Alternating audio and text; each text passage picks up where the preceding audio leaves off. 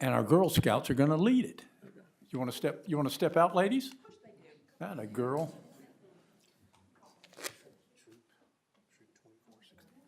This is Troop 2465. Thank you for being here. Let's. I pledge allegiance to the flag of the United States of America and to the republic for which it stands, one nation, under God, indivisible, with liberty and justice for all.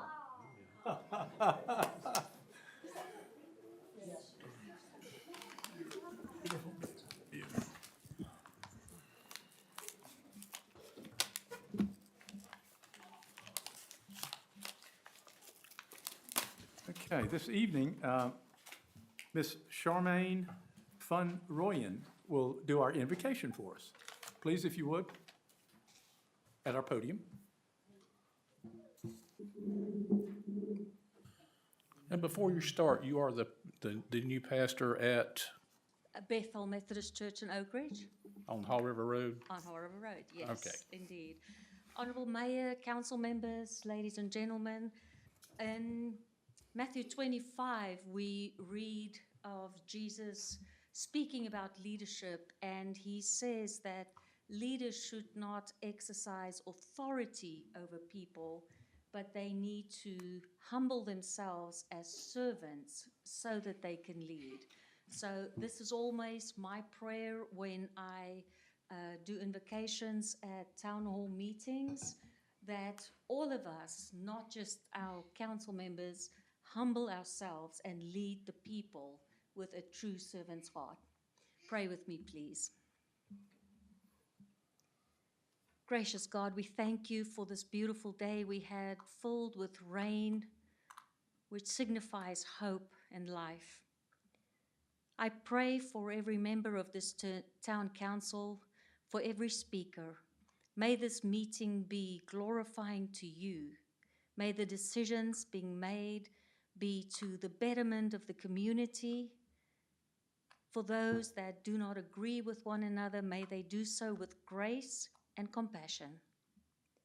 Thank you, Lord, for blessing this community with leaders that want to serve, that want to dedicate their time to make this a community where you can be acknowledged and life can be lived in freedom. We pray in the holy name of the Father God, His Son, and the Holy Spirit. Amen. Amen. Amen. Thank you very much. You're welcome to return anytime. Is it okay if I... Yes, ma'am. Yes, you may. Thank you. You may. Thank you. Review and adopt the agenda. I'd like to make a change to the current agenda. It's item number 12, discussion of office space. I don't think it's necessary at this point, so I'd like to strike that from our agenda. Mr. Mayor, Yes. I'd like to add to the closed session an item for employee. The closed session, is that what you said? In a closed session, employee evaluation. Employee evaluations? Yep. Okay. So we will discuss that, is what you're telling the. Right. Okay. And then when you get to it, on the closed session, when you read everything off, just read that paragraph with everything. Gotcha.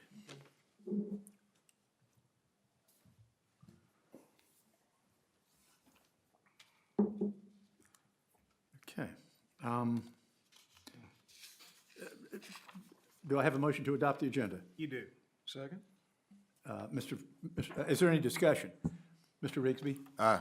Mr. Foy? Aye. Mr. Landrith? Aye. Mr. Jones? Aye. And I am also aye.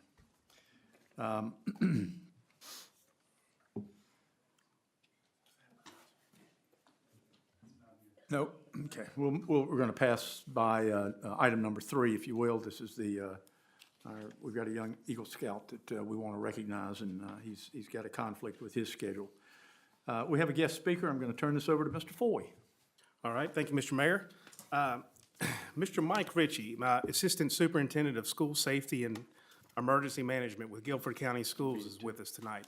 Mr. Ritchie's had a long and illustrious career. He started out in 1994 with the Greensboro Police Department and worked his way up to the Deputy Chief of Police. In 2021, he had a career change and joined Guilford County Schools as Director of Emergency Management. In 2022, he advanced to the position of Assistant Superintendent under Dr. Oakley's administration, and we're glad you're here, Mr. Ritchie. He's here to discuss the car rider line at Stokesdale Elementary School. Welcome, sir. Thank you, I appreciate it. So today, I passed out a map, or do we have a map to put up here by chance? That'd be terrific. So I know everyone here is very familiar with the road, very familiar with the piece. One of the things I want to talk about is the fact that we do recognize that traffic at this location does need to be worked on. In 2020, the North Carolina DOT commissioned a study by Davenport Traffic Associates in order to study what's going on at this location and to really try to, and I hate that I can't make it any larger there. If you hit the, yeah, well, if you hit the play, that might make it full screen. If I do, the TV goes black. Oh, that's awful. Okay, got it. So, but what I'm hoping to do, if it's all right with y'all, is to point at some things, because I think if I point generally, y'all will know the area well enough to see what's going on with it.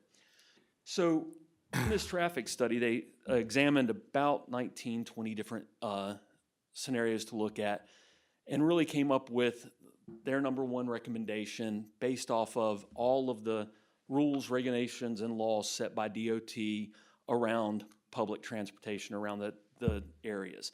So since I see this moves, I'm going to pick this up and see if that works for y'all. So when you go at it, we've got a few constraints. As many people know, the land that we have is the entire area basically in this direction, and then we also own this median. That's all city or all county school property. When you look at it, the state-maintained roads go all the way down past the water tower right here to basically at the intersection of the gym. So that is all state-owned. Anything done on any side of that has to be approved by the state and has to be pushed to the state. So I'm not sure if everybody understands that the right-of-way easement that goes to the state is basically halfway to the middle of the road again and back. So that means that anything on the side of any of our roads that is state-maintained, so anything from here back, has to be approved by and actually constructed by DOT. So that gives us a number of constraints. What we asked them to do was to create as much stacking line, and so stacking is a term, and again, many of y'all know this, as much stacking time as we can with cars on our property to try to get as many off as we can. I'll tell you now that I haven't seen a recommendation that will get them all off of 58 and off of, any of the three roads, Athens, Angel, Purdue, or 58, simply because there's been a number of things change in the last 5 years. And so I want to talk a little bit about culture around car riding.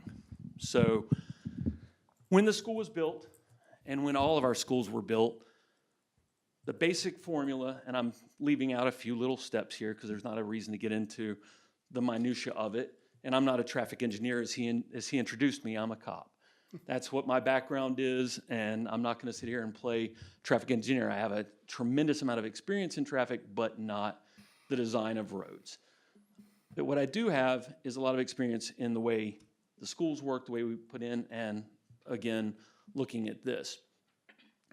So one of the things we did was every school was built off the idea that 35% of your attendance would be car riders.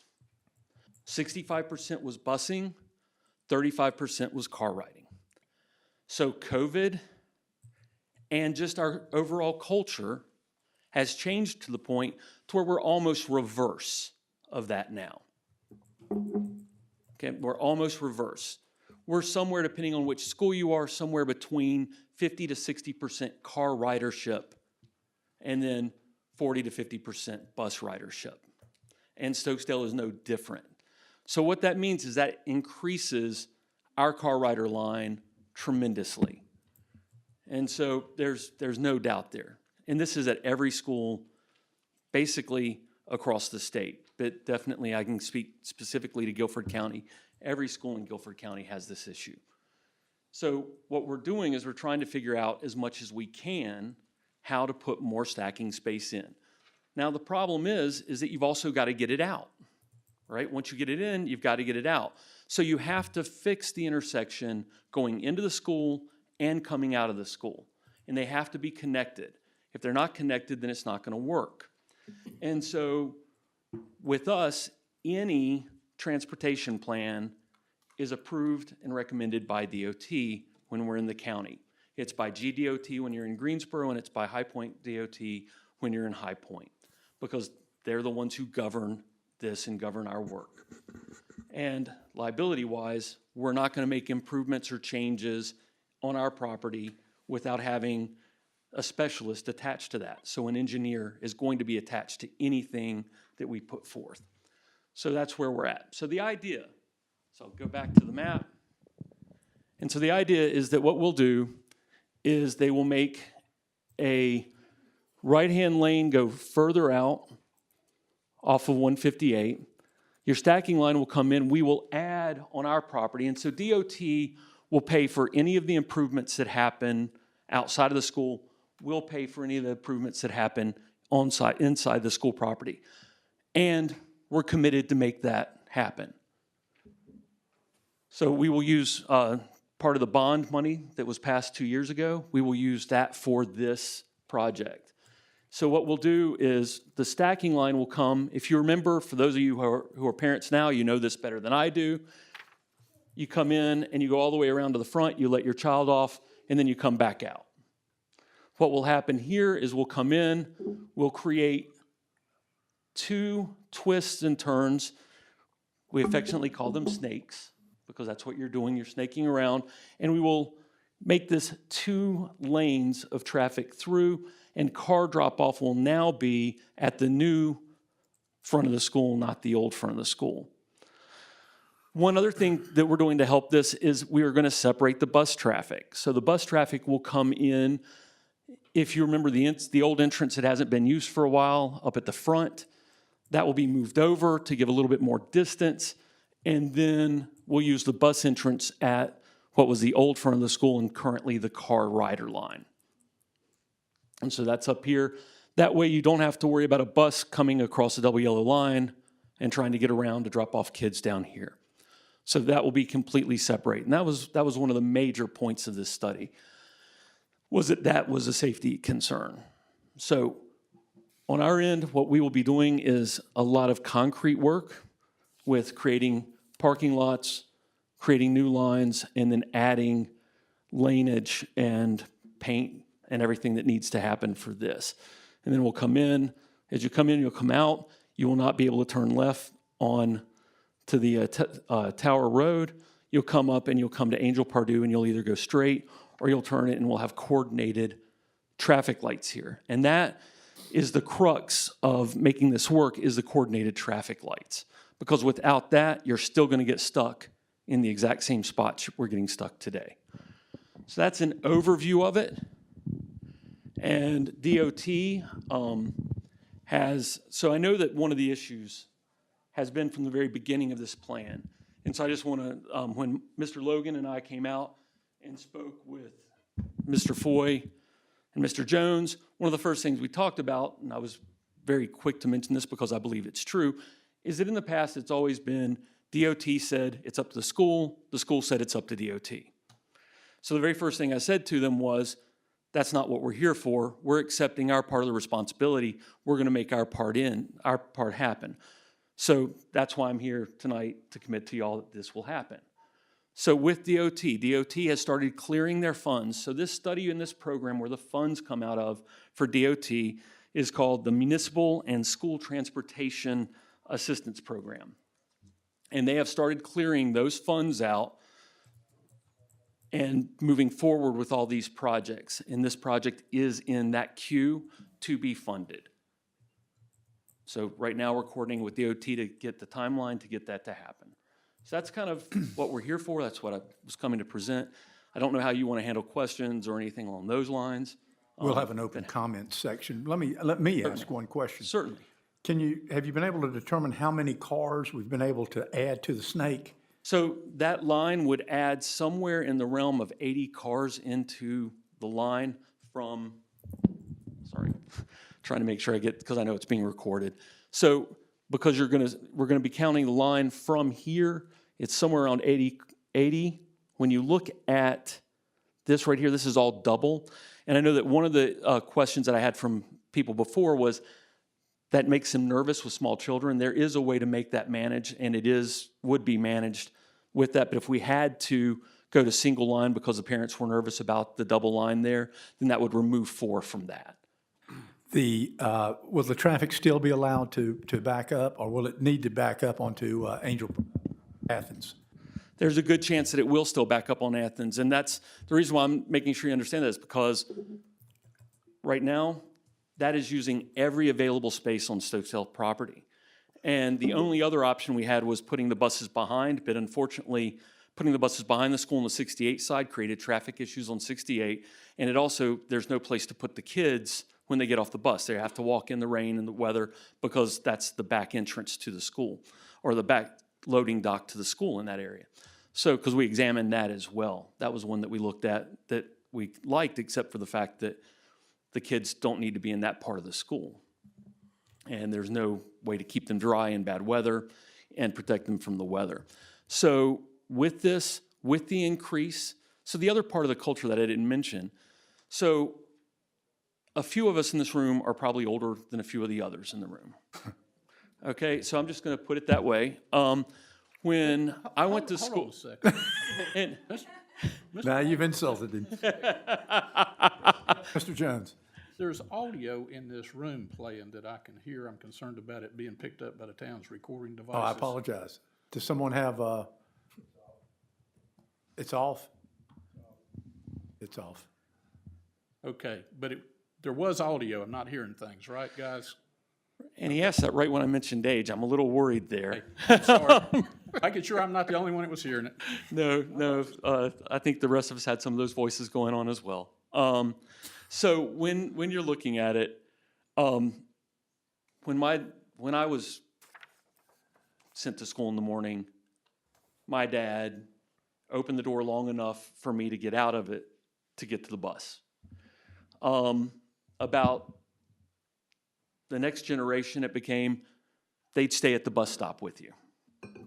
Nowadays, most of our parents really want to be with the kids because, and a lot of this is because of COVID and the time that we got together. And so they do like driving their kids to school because it's the time they get. So we are facing just that huge increase in car ridership. And unfortunately, we can't tell a parent not to drive their kid. Because I'll tell you now, the easiest way to solve this entire problem is ride your bus. That's the easiest way. But I'm not going to tell a parent how to parent in that manner. And I'm not going to take away that time if it's quality time with the family, because the family is what's going to make the school work better too. So that's so there will be cars backed up. There's no way to get every car that drives to the school onto our property. Mr. Ritchie, can I ask a question? Certainly. Looking at the bus part of this, are they going to be coming back out that same entrance and expected to take a left there? No. So we will give the order to our buses that they all turn right. Okay. Because I know a lot of them go back toward the center of Stokesdale and They south. do. They do. The problem is that they'll have to go right because there's just safety-wise. I mean, they might catch a break in the traffic, but at the same time, safety-wise, if they need to take a right, they'll take a right and they'll go further down and come back around. Yeah. It's not gonna. It'll add a few minutes on the commute for the bus driver to get to the next location, which is, as y'all know, is Northwest Middle School. Yeah, they actually could go down and go to the middle school that way, but I was just wanting to make sure that we weren't creating a. Well, that was the left first thing I situation. asked. So that was the first thing I asked when we looked at the other program of whether or not we would bring the buses in off of 68, was can you create a route where your bus never turns left in a certain location? They said absolutely. Because that's my concern, is the bus is pulling out and getting hit. Thank you. Can we ask that you hold your position long enough for us to have our public comments? Absolutely. I'll be glad to stay. We're going to open it to public comments. I'm sorry. I've got a lot Go of ahead. questions. Oh, So, excuse me. Mr. Ritchie, I very much appreciate your commitment and by extension Guilford County Schools' commitment to fix the issue. You know, right, wrong, or indifferent, government in itself is notorious for the snail's pace that we move It is. along on projects like this. Could you explain the mechanics of how this would work in terms of, you know, getting the project bidded out? What board approval would you need? Of course, you know, Guilford County Schools Board approval is assumed, but is there a higher level of government such as the county commissioners or Department of Public Instruction? Certainly, yes. So one of the things about any construction project at this level is that the school board actually, and we have experts in the room that can explain it better than I can, the school board doesn't get their final say on a number of issues. They put forth their recommendations, and then it has, and in the form of an approved position. Then, especially in the case of bond spending, it then has to be approved by Guilford County Commissioners. Then, with any construction project at this level, it has to be approved by North Carolina Department of Public Instruction, because they're the ones who handle, and they have to do all the architecture work. We have to run all of our plans through them. And this will take land, will take architect to put in, because we have a threshold of roughly $250,000 to $300,000. At that point, we have to have an architect involved, or a designer, in this case, traffic engineer. And then the last piece is, because all of this, the majority of the piece behind the widening, the creating the longer lanes, DOT then has to approve the plan as well. So it is a four-step process. What we have going for us in getting those approval is that DOT commissioned the plan. So that helps us in a number of ways, because their commissioning of the plan and acceptance of the plan pretty much means that's going to go through. And that's why they have the program, the municipal traffic, municipal and school transportation assistance program. Once they approve it, it's a matter of them finding the money for it. So it's been approved on their end. So what we then have to do with the board piece, we put the projects forth. The board will approve the contract or not of the people that we hire to do the work internal. So that's kind of how that process works. And that's Mr. Ritchie, that's a microcosm would of you it. be so bold as to put any kind of time frames on this from? No, because we're actually meeting with DOT now on 2 other projects and this project. There's 3 projects that are in the queue to be approved, and we're meeting with them now on that, and that's going to be the final timeline variant. As far as once we do our piece, we can get our end done in 3 months from the bid to the end. So I would think that you would want to do this during the summer while school's out, I would think. That would be ideal, especially on our side. It would certainly be, because all we'd be doing is creating longer lines if we didn't.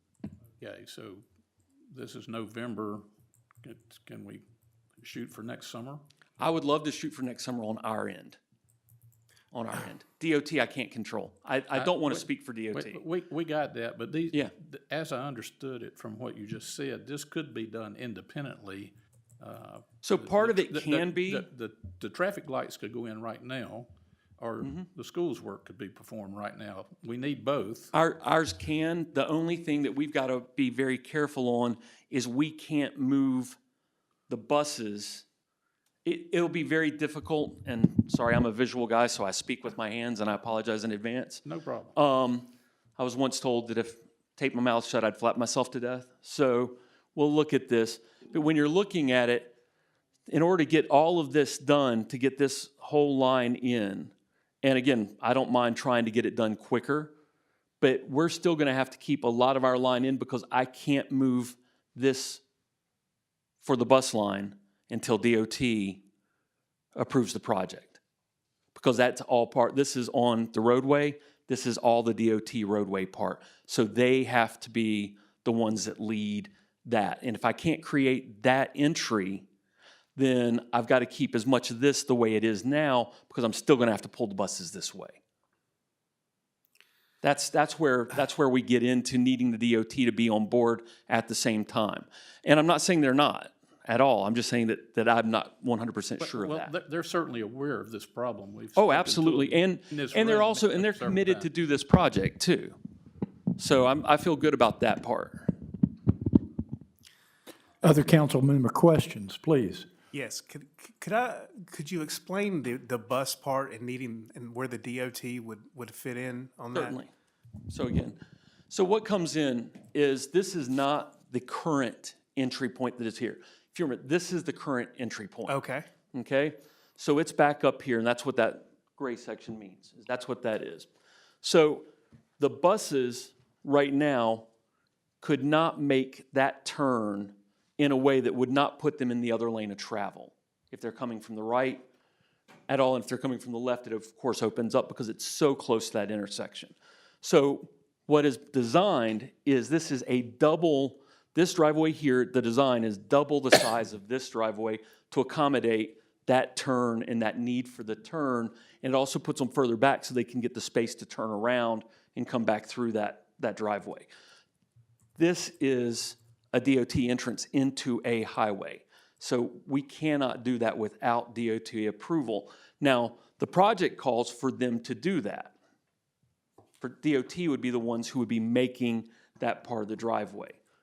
And I can't tell you if we have the option of us making that driveway ahead of time. I don't know, I haven't asked. So that's a question I can ask, and I'll add to our conversations. And so that might take care of that for you. I'm going to ask you to hold your questions until we've got the public comment time, if I may. Are there any other questions from council members? my kind of a loaded question here, but what can we do to help maybe expedite this, facilitate this? I understand that this summer is probably the most pragmatic time to do this. Right. I would hate for the summer to come up and, And let's lose the time. right. So one of the things that I know has helped with previous is the state representative can pull with DOT, whereas at a city level and a county level, we don't have the political pull that they have. So, and I'm not sure who your state representative is here, but I know that they were involved in the northern request, and that seemed to get a little bit of traction. So that would be one thing, is to petition them as part of the government and ask them on part of your end to see if they could give you a hand. Because DOT will answer their letters. Good.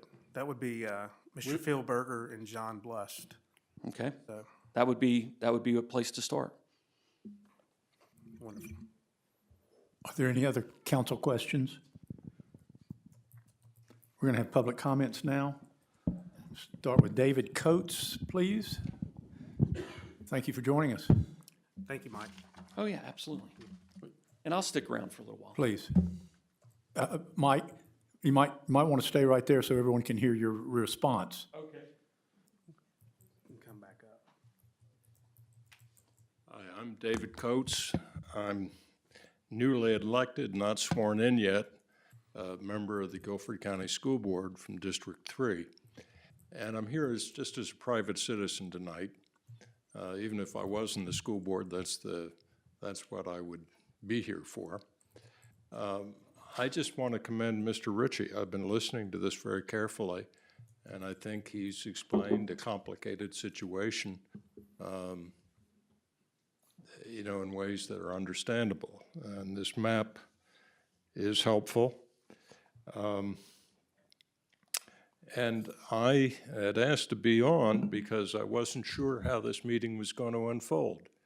But I'm glad to have heard what he had to say, and I would imagine that the board would be anxious to move this along. Thank you. Thank you, Mr. Coates, and congratulations, by the way. Congratulations, sir. Holly Reed, please. Holly? Richie, I want to talk to you, if you don't mind. You're welcome to join me up here if you like to. Holly, I'm going to ask you, everyone limit these comments to 3 minutes, I'm gonna do my best. please. I saw my note in the Northwest Observer. Thank you very much. Shame on me. Okay, this was from data from 2020. Yes. Has anyone been out to observe this? Holly, would you intersection? speak into the microphone? Has anyone been out to observe the intersection since? How many cars does the snake hold? On my count, somewhere over 80. Just the snake holds 80? Yes. The area right here, where are these cars gonna go? And how are you gonna keep them out of there?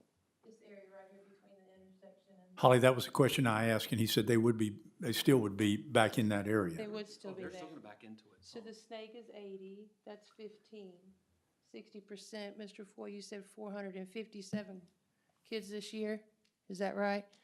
For your statistics for how many kids? If that's what I said, that's the I think it figures was that like came straight from them. 457. You got a better memory than me. And 60% of that, this snake doesn't quite cover all of the cars that are in that line. That is correct. So what about the ones that are across Athens Road that are interfering with people going to work and laborers trying to get by to the intersection, things like that? What's gonna happen to those? Because that's a quarter of a mile from the front of the school. Right. I know. You don't know. No. I'd like to know, Well, because that impacts our neighborhood. I get that. What's gonna happen with that intersection between now and next summer? Do we get anybody out there guarding it and directing traffic and helping out with the safety? And if we do, is that on their shoulders, or is that on the shoulders of the Guilford County school system? So the Guilford County school system will not be able to afford that. You're talking close to $600 a day to line that with police officers. So maybe that could motivate some work done prior than waiting on the DOT, because they like to take their time on things. I understand that. I think I've already addressed that. So, but you haven't addressed the sense of urgency of the people that have to go through that intersection. Here's a grandmother that takes her granddaughter to school, not to mention all of the families that go through there every day. It's getting pretty dangerous. That's why we're taking action on it. So what can you do, sir, as someone who's a retired safety officer, to motivate this a little lot faster, to get the ball moving a little faster? I've already said that answer. Okay. So we're gonna be expecting, we're gonna tell the parents that next summer is when all this is gonna take No, effect. we're not. Are you sure? You weren't able to guarantee anything, and we know how the wheels of that goes. Certainly. That can be your opinion. It's not really an opinion, it's watching how things move along. Holly, I would ask that we allow someone else to ask Mr. Ritchie a question. I have Michael Logan.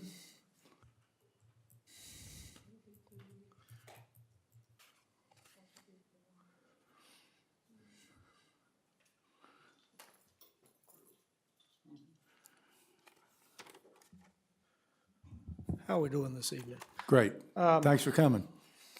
Fortunately, I can't help on the traffic problem at this time, but I am going to be involved with Guilford County Schools from here on out, and basically public policy within Guilford County.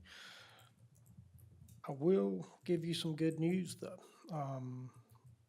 We have got funding, and it was approved at our last school board meeting. There will be AC, there will be windows replaced, and a roof repaired on the gym at Stokesdale. Thank you very much. So, Thank you very much. I've got one thing done, and hopefully that we can get DOT, John Bless and Mr. Berger on that, and I've heard John Bless is gonna be the starting point on that, and we should be able to get traffic done hopefully within the year. Thank you. So, all right, thank y'all.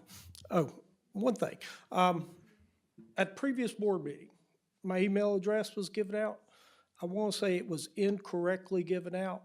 My personal email address is TGW It is Spell the Huffer. TGW Hunter, the Great White Hunter. That was what my grandmother called to me and referred to me as a child. It is not spelled with a J. It is spelled with a G. School board members should be able to spell. So, thank y'all. Thank you, Michael. Mr. Bill Goble.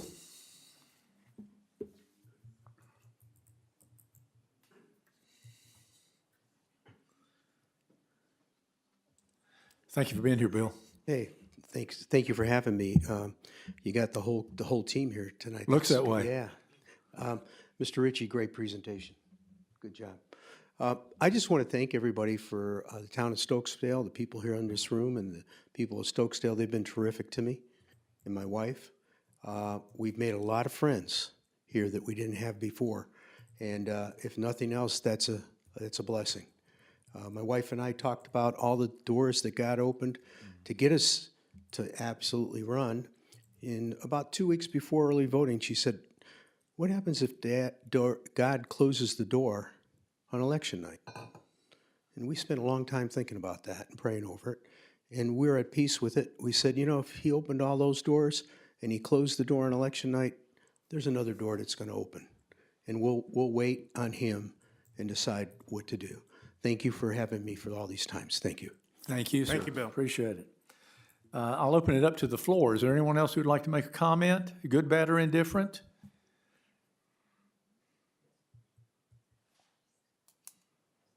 Mr. Ritchie, thank you so very much. Please. May I follow up one comment? Sir? Yes, sir. Yes, sir, Mr. Rigsby.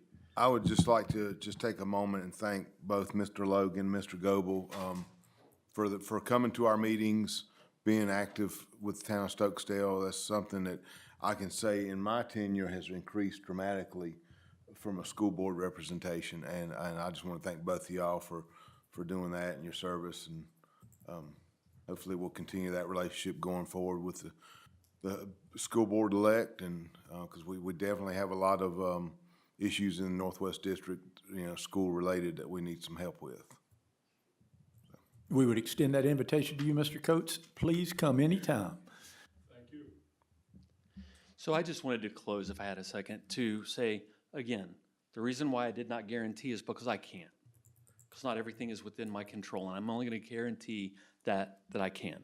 But what I can guarantee is that I'll do everything I can to get this done as quickly as we possibly can, and that does mean helping out. You asked what you could do. The political pressure would help out as well. So with that and with our end, I think we can get this done fairly quickly. I just can't guarantee it. Okay? So thank you. Thank you for Thank your you for help being and here. advice. Appreciate it.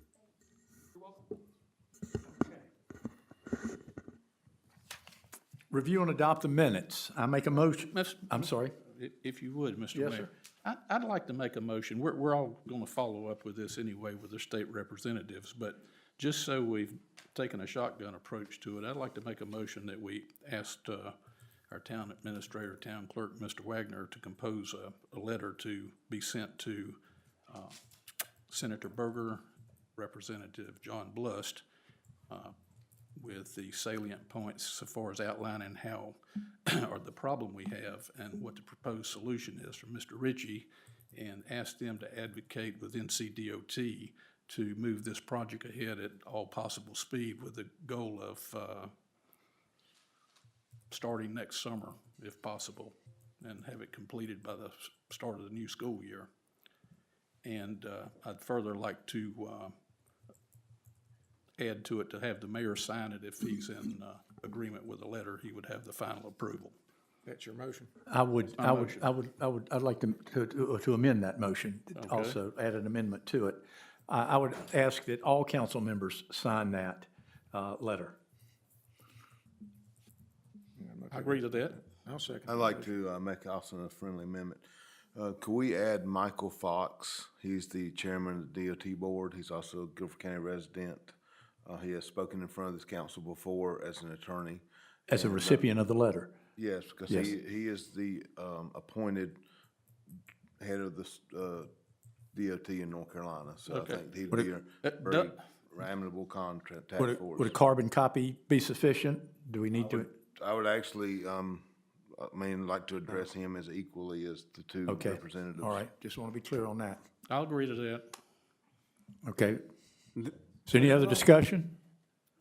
I'll second the motion if it hasn't been. Mr. Landrith has already. Got you. We've got a motion, we've got a second. Mr. Rigsby. Mr. Foy. Aye. Mr. Landrith. Aye. Mr. Jones. And I am also aye. Now we'll move to the minutes. We have the minutes approval for September the 9th, 2020. It's a closed session meeting. I'll make a motion that we approve those minutes. I'll second the motion. Mr. Mayor, there's 3 meetings here that I wasn't present at. I'll be voting nay on each one of those, but that is not because I disapprove of the minutes, but they are the September 9th, 2020, and All right, you'll have a chance to do that with each one. thank you, sir. Yes, okay. Mr. Rigsby. Aye. Mr. Foy. Aye. Mr. Landrith. Aye. Mr. Jones. I am nay. I am aye. For the November 12th, 2020 closed session meeting, I make a motion that we adopt those minutes. I'll second it. Do we have any discussion? Mr. Rigsby. Aye. Mr. Foy. Aye. Mr. Landrith. Aye. Mr. Jones. Nay. And I am an aye. The September 12th, 2024 regular town council meeting, I make a motion that we adopt those minutes. Do I have a second? You do, sir. Do I have any discussion? Mr. Rigsby. Aye. Mr. Foy. Aye. Mr. Landrith. Aye. Mr. Jones. Aye. And I am aye. October the 24th, 2024, special call town council meeting. I make a motion that we adopt those minutes. Do I have a second? Second. Second. Do I have any discussion? Mr. Rigsby. Aye. Mr. Foy. Aye. Mr. Landrith. Aye. Mr. Jones. Nay. And I am an aye. Okay, I'm going to move on to public safety. We have our fire chief with us this evening, Mr. Todd. Thank you. Welcome. Appreciate it. Good evening, citizens and council. Good evening. So for our run status, for the month of October, we had a total of 88 calls. The breakdown on those were 40 were medical, 12 were fire related, and 36 were of the other variety. The tip for this month is, and like to do this around October, November, because fire prevention month is October, and then obviously the time goes back in November, and it's always been long-standing that you change your smoke detectors in, you change your batteries, you do those type things. Well, you can do it sooner than that, trust me, and you should. But just a couple of tips I want to go over with is make sure that you've got a smoke detector in every bedroom. That is so important, very, very important. Just as important is make sure you have one outside of every sleeping area. That way you have 2 chances should you have a fire, should something go wrong. Test them at least once a month. Don't wait for that once a year. It's got a test button on it. It's very simple. You got a green light, you got a red light. Most of the time if you got a red light, you got a problem. Green go, red stop, you got to do something to the detector. But if nothing else, when you walk by them, look up at them, make sure you got a green light. And the other thing is if you're testing it, you're having a problem, or you got that red light, go ahead and replace them. Most of them now are good for 10 years. And folks are seeing that they're getting the better part of 10 years out of it. But if yours is 9 years old or 8 years old, there's nothing with changing it a little early. That 2 years prevention is worth a whole lot. And the last thing is if you know somebody who can't afford one and they need one, please give us a phone call at the station. We keep some detectors on hand because we want everybody to have those detectors, have them where they're needed. And a lot of times we go out, we help the elderly install theirs. And again, if you know somebody who needs one, they can't afford it, even if they can't afford it, they need help putting it up, let us know. Now, I say that with one stipulation, okay? A lot of the larger homes in our fire district have them really high. The one thing we won't do is we won't put a ladder against your wall to go up really high, because the fear is what happens if the ladder slides one way or the other? We always recommend to somebody that they probably need to get in touch with an electrician, somebody who's got an A-frame ladder that's made for that type work.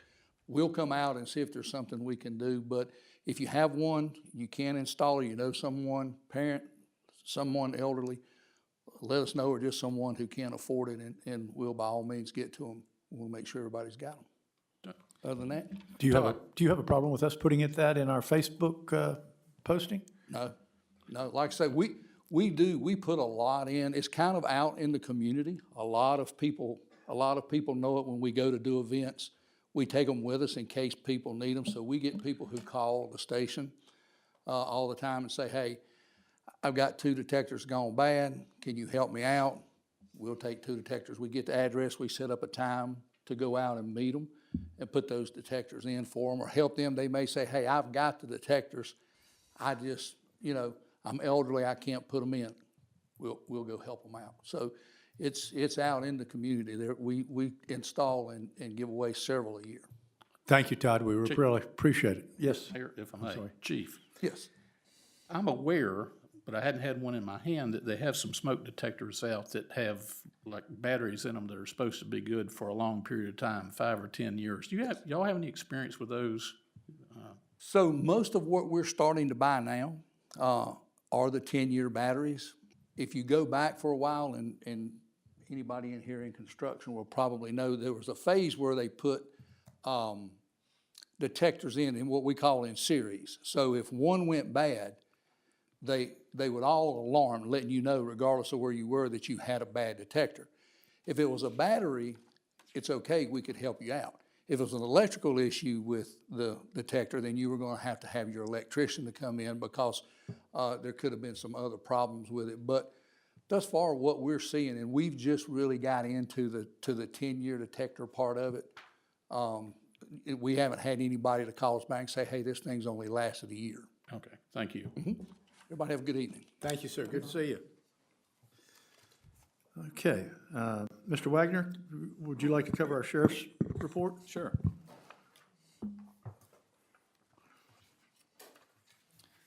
Okay, so this is the sheriff's report. It's provided by Sergeant Ryan Seals of the District 1 Office of the Guilford County Sheriff's Department.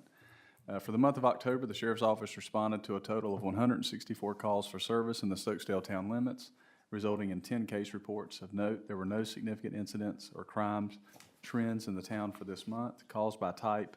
This is the type of call upon initial dispatch. Call nature often was changed after further investigation upon deputy arrival. Numbers denoted on the map indicate multiple calls for service at the same location. 1 disturbance, 20 alarm, 1 assault, 4 domestic, 1 weapons offense, 3 warrant, 2 fraud, 1 missing person, 1 motor vehicle theft, 3 accident, 70 other, 20 suspicious, 1 vandalism, 1 theft, shoplifting, 2 trespassing, and 33 traffic.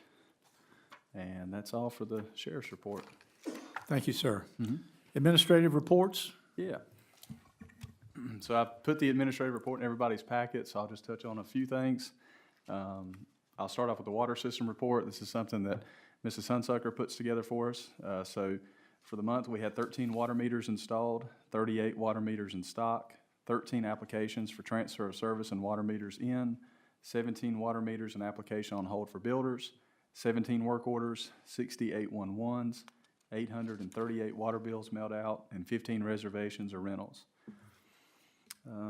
Let's see, and as far as the administrative report, I'll just touch on a few things. On October the 21st, I attended the TCC meeting with Guampo, and nothing of note for the town of Stokesdale at this time. As far as that meeting, there was, they always have a long-term plan, and there's a few things on there for Stokesdale, but nothing that's changed in the last 3 years. As a matter of fact, I think all the issues in western North Carolina have pushed those out even longer. One exciting piece of news, on November the 1st of this year, Deputy Town Clerk Mason Winfrey celebrated his 1-year anniversary with the town of Stokesdale. On November the 8th, I shared with you all the findings from Jesse Day, who was the Regional Planning Director for the Piedmont Triad Regional Council, regarding his review of the current Stokesdale Development Ordinance in relation to Chapter 160D of the North Carolina General Statute. So it's electronic. If you want to review it that way, you can. If you'd like a printed copy, Mr. Landert has got a printed copy. I can make everybody one that wants it. It's almost 400 pages, so if you really want it, let me know. I'll take the Cliff Notes. Okay. You got it.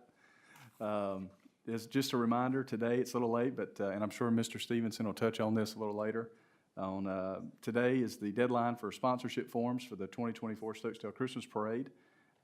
Tomorrow, AT&T will be coming in to install their new dedicated fiber optic internet and telephone cables here from US 158 into the building. That was supposed to happen on November 1st, but due to the election, it got pushed back. So we didn't want them in here interfering with anything during early voting. So on November the 19th, our town auditor, Cindy Randolph, will be visiting the town hall to meet with Ms. Thacker. And just a reminder, November the 19th through the 22nd, so that's next Tuesday through next Friday, I will be attending the IMC Master Clerks Academy in Beaufort. So I won't be here at Town Hall, so if you need me, you have to call me or email me. And I'll touch on this later at the Planning Board report, but just a reminder that the next Planning Board meeting is scheduled for 7:00 p.m. on November the 21st. And on November the 28th and the 29th, the Stokesdale Town Hall building will be closed in observance of the Thanksgiving holiday. Looking a little bit forward, December the 9th, the 2024 Stokesdale Christmas Parade applications are due. On December the 14th is the Christmas Parade. And of course, that'll be held at 2:00 p.m. in downtown Stokesdale. Like I said, I don't want to steal T's thunder. I'm sure he'll have more to say about it than me. So that's all for the admin report. If you guys have any questions. I do. Yes. And this is for you also, Kim. You mentioned meeting Ms. Randolph, our auditor. Yes. And let me just preface this by saying I understand that she lives in West Jefferson and very sympathetic to everything going on, obviously, in the western North Carolina. They've been through a whole lot. But we do have an audit due. So is there, what's the plan to? I got you. Here, I'll let Kim speak to that.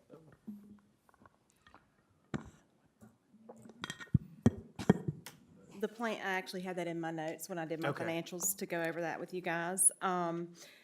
Again, we will be meeting on November 19th, which is this coming Tuesday. Our goal is to finalize the audit for her preparation of the report to send back to me for approval and submission by the end of the month. That's our goal. Because, like I said, you automatically get an extension from October 31st to November 30th, and the goal is to have it submitted by the November 30th date. Okay. But if there is a problem, I don't foresee one, and she doesn't either, so. I don't think there will be, but what's the process to get that extension from the state if it goes beyond November 30th? She has to apply for that, Okay. not us. Do you know if she's already done that as a contingency, to? No, not that I know of, but I will find that out Tuesday. It used to be automatically available to us. I thought, maybe I'm wrong, last meeting, didn't you say that there was an extension provided to the flooding in western North Carolina on these audits? Yes, there are extensions for the western North Carolina area for those. For the area And I would itself, assume not- that we would fall in that since she is our auditor, even though we're not the western North Carolina, but she is the town of Stokesdale's auditor. So, and I will find out more, and I will do a follow-up email after Ms. Randolph and I meet on Tuesday to all Tuesday. of council. Okay. Yes. I'll Thank find you, out Kim. all those answers. Great. Thank you very much. Thank you. Are there any other questions? The planning board, Mr. Robbie, if you would, Mr. Wagner. That's okay, absolutely. So just a reminder, the planning board will have a public hearing at its next regular meeting. Again, that's on Thursday, November the 21st at 7:00 p.m. inside the Stokesdale Town Hall Council Chambers. It's a public hearing item. It's a rezoning case for 7848 US Highway 158 from AG Agriculture and RS40, single-family residential, to CZ RS30, which is conditional, single-family residential. And that notice has gone out. I've spoke with Guilford County Planning. I think, I'm trying to think, it was last week, he sent out notice to all the property owners nearby. It's been posted on the Guilford County website, been posted on our website, and so I think proper notice has been given. I'm confident in that, so should be good to go. Okay, very good. Any questions? Mr. Rigsby, do we have anything with property? Not at this time, sir. All right, sir. Town Improvement, Town Park Improvement Committee, Mr. T. Stevenson.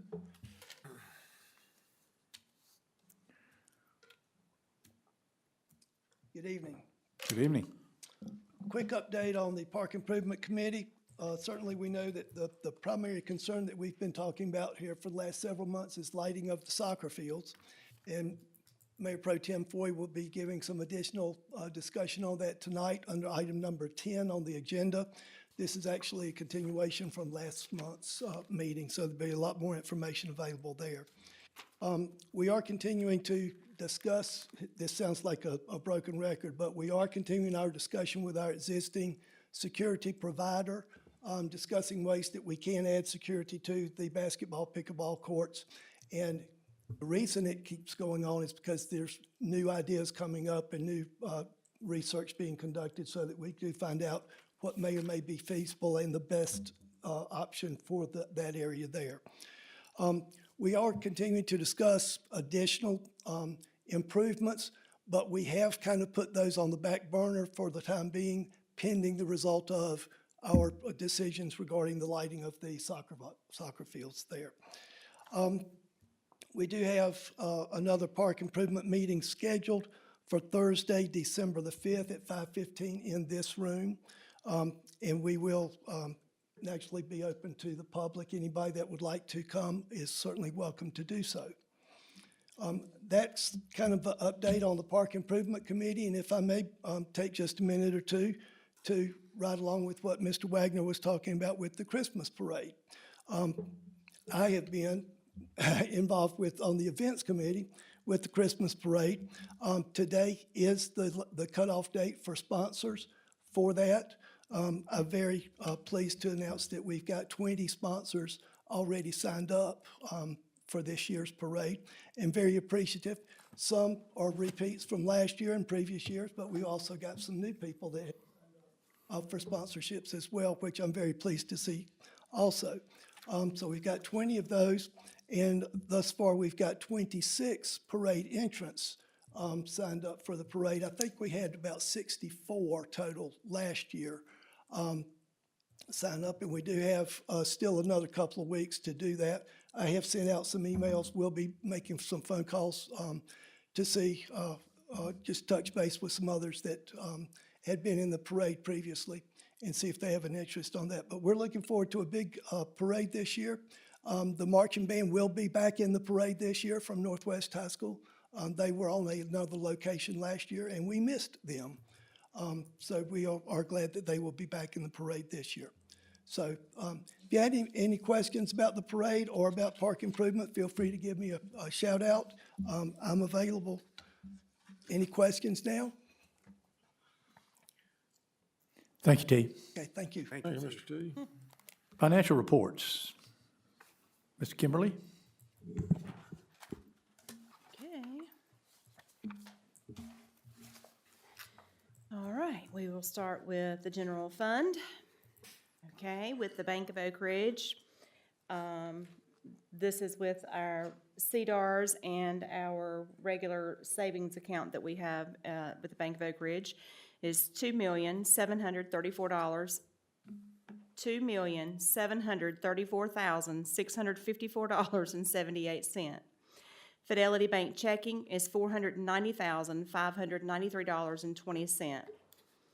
Petty cash is $150. Our total investment earnings for the month of October was $9,160.29. Our total year-to-date is $36,187.11. Our accounts receivable for the general fund totals $16,033.14. And with that, that includes our operator responsible in charge. Our shared overhead expense for the month of October is $14,681.61. Sales tax refund due year-to-date is $437.87. Our total assets for the general fund, including our accounts receivable, is $3,552,237.02. The state retirement for the town of Stokesdale for the month of October is $1,531.48. For the year-to-date, the total contributed for our full-time employees is $5,830.79. Just a short note for the general fund, just to kind of reiterate what T had said. I was wanting to let our council and citizens know that as of today's date, we have received a total of $4,500, and that includes 20 sponsorships and 26 parade entries. And that's all for the town, for the general fund. For the water enterprise,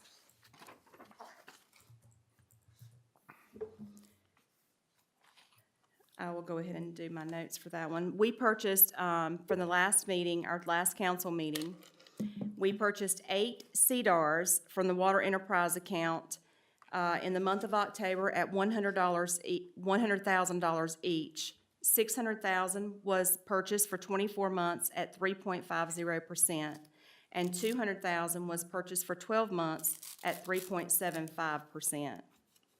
So with our Bank of Oak Ridge, the CDRs for the water enterprise account, that number is obviously up significantly from last month. That is now $1,335,635.88. Our capital reserve fund is $134,414.49. The Fidelity Bank checking with the water enterprise account is $511,529.60. The Fidelity Bank savings is $45,000, $73.59. The North Carolina Capital Management Trust Fund is $581,939.15. Our total investment earnings for the month of October were $5,386.27. Year-to-date with the water enterprise account is $18,503.36. The accounts receivable for the water enterprise, this includes all active, is $27,115.40. That also does include the October billing. We have one account that is now 90 days past due for $8.15, and they are an inactive account. Our sales tax refund for year-to-date due for the water enterprise account is $707.13. Our total current assets for the water enterprise account is $2,636,423.39.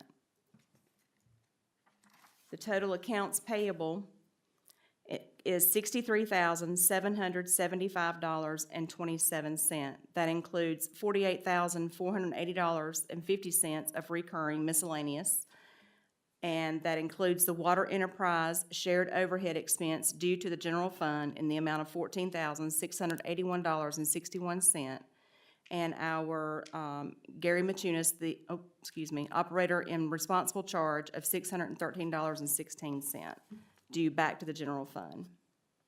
The total water capacity fees for the month of October collected is $2,250. The total year-to-date water capacity fees collected is $7,500. And the rest of my notes we already touched on with the auditor. Are there any questions? Are there any questions? Yes, there is at least one. Please. Ms. Thacker, Gary Machusis is billing us for mileage at 54.5 cents a mile. The current IRS rate is 65.5 cents.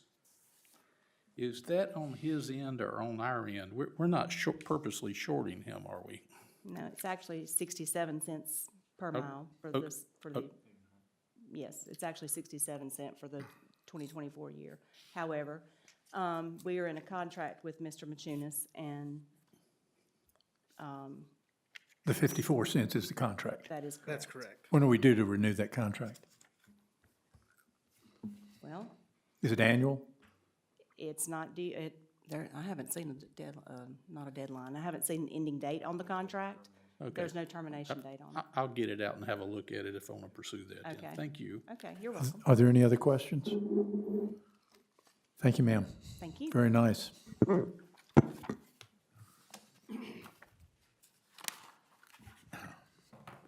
Okay, we're going to go on to some old business.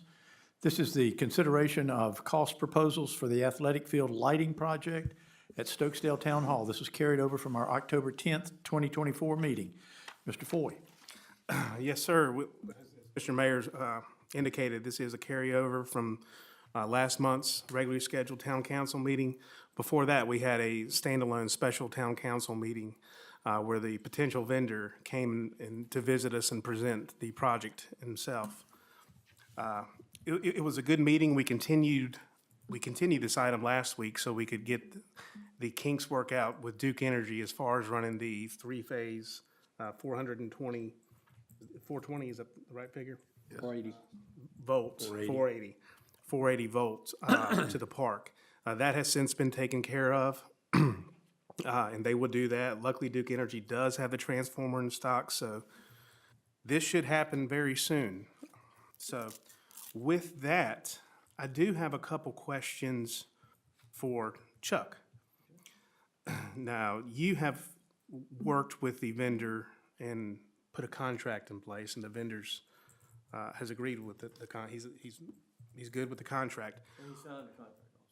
One thing I wanted to note and mentioned in the last meeting, would it be possible to have an addendum to the contract that includes the warranty, the manufacturer's warranty, the 25-year full system warranty? I know that that's not necessarily something the vendor, Renata, offers, and the contract is with Renata, but that's an important component of this, this system. What are your thoughts on that? Well, I think that's covered. If you look in, there's the standard conditions provision. So there was a 3 or 4 page contract, and there was a standard provisions, and paragraph 4.7 of that deals with warranties with regard to the materials and equipment. And under that paragraph, he's obligated, the contract's obligated to provide new materials, and then it says all warranties and guarantees will run with the owner, as purchaser, as with the work. So I feel like that's covered with that, but if you would like to, we could do an addendum to the contract and get him to sign it, but I feel like it's covered with that. Okay. 4.7 of the warranty. Mr. Winfrey, I kind of have a question along those lines. Sometimes a manufacturer requires a vendor to go through some sort of certification with them before they will extend a warranty through the installer to the customer. If there was some way that we could verify that's taken care of here, that would make us all feel better here. Okay. And I will add this, if I remember correctly from the last meeting, in speaking with the contractor, he mentioned that this company, if you were to go with like Geosport, for instance, they may not necessarily send him back out here to do the work. They would send somebody just from their company to come do it, or they would contract somebody to come do it. That's what. Vote for the warranty work. Yes, that's Yes, correct. that's Yeah, I right. remember that. Yeah, That's so correct. he may not be the one to do it. They may send someone else to do it. They pick the warranty personnel. You understand what I'm saying, right? That's right. So make sure he's the licensed installer of their product. Is that- They approve him to install their equipment. There's no issue there. Okay. We can confirm that and make that contingent. We'll deliver the contract when we confirm that, if that's what the council would like to do. Yeah. Well, just the fact that it has a full system, not just talking about the bulbs, a full system warranty was a big sticking point for me. The question for Kim, could you, the figure is $410,662. Can you, one, confirm that it's in the budget, and two, just outline where the money is coming from that will be paying for this? Yes, the $410,662. In the federal ARPA fund, we have remaining $276,791.81. Also, in the North Carolina General Assembly State Grant, we have $175,000 in that fund. Therefore, total between those two remaining, we have $451,791.81. We'll use the $410,662. We'll leave $41,129.81 left. So paid for in full with grant money. Correct. And it's my understanding the $175,000 grant from the General Assembly is specific for soccer field lighting at the Stokesdale Town Park. Correct. Okay. With that, I'm going to make a motion to authorize Mayor Crawford to sign and execute the contract with Ronaldo Electric in the amount of $410,662 to install the Geosport field lighting with a full system 25-year warranty at the Stokesdale Town Park General Use Fields, better known as the soccer fields. That's my motion. Second motion. Is there any discussion? Did I understand that, so Mr. Jones asked a question about not delivering it until it's established that they're a licensed or approved installer of the, is that part of the motion too, or do we want to? I would like for, Mr. Foy, I'd like for this to be covered somehow, maybe perhaps either Mr. Wagner or Mr. Winfrey confirms with the manufacturer that that installer is authorized to install the equipment and extend the manufacturer's warranty to us. I'm certainly comfortable with that. I think that's prudent. He has installed this manufacturer's equipment at other facilities. Yeah, just however- being, you know, erring on the side of caution here. And I'm all for that. I have a motion and I have a second. Any further discussion? Mr. Rigsby? Aye. Mr. Foy? Aye. Mr. Landrith? Aye. Mr. Jones? I'm aye. And I am also aye.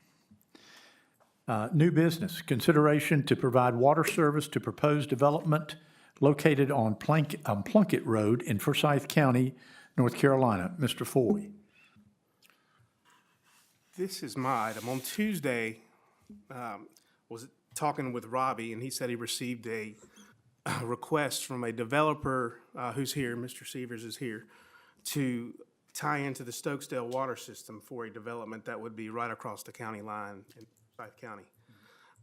So the first thing I requested of Robbie was that this request would need to come in writing, and of course, the town council would need to vote to approve that.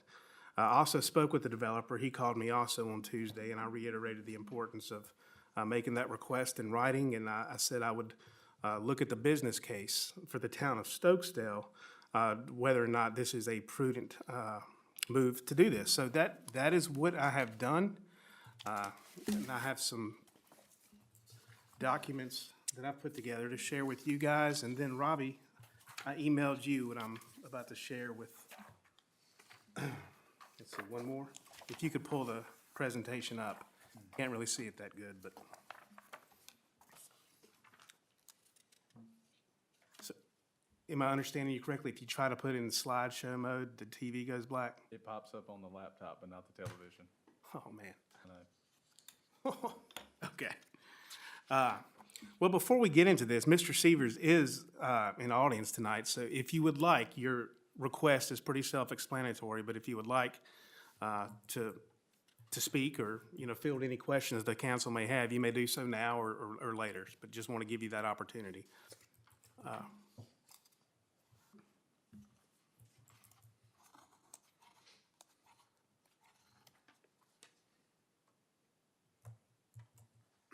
Good evening, council. My name is Brent Severs. I'm with FEI Engineering, here to represent my client on behalf of the subdivision, and pretty much here to answer any questions I may be able to answer for you guys at this time.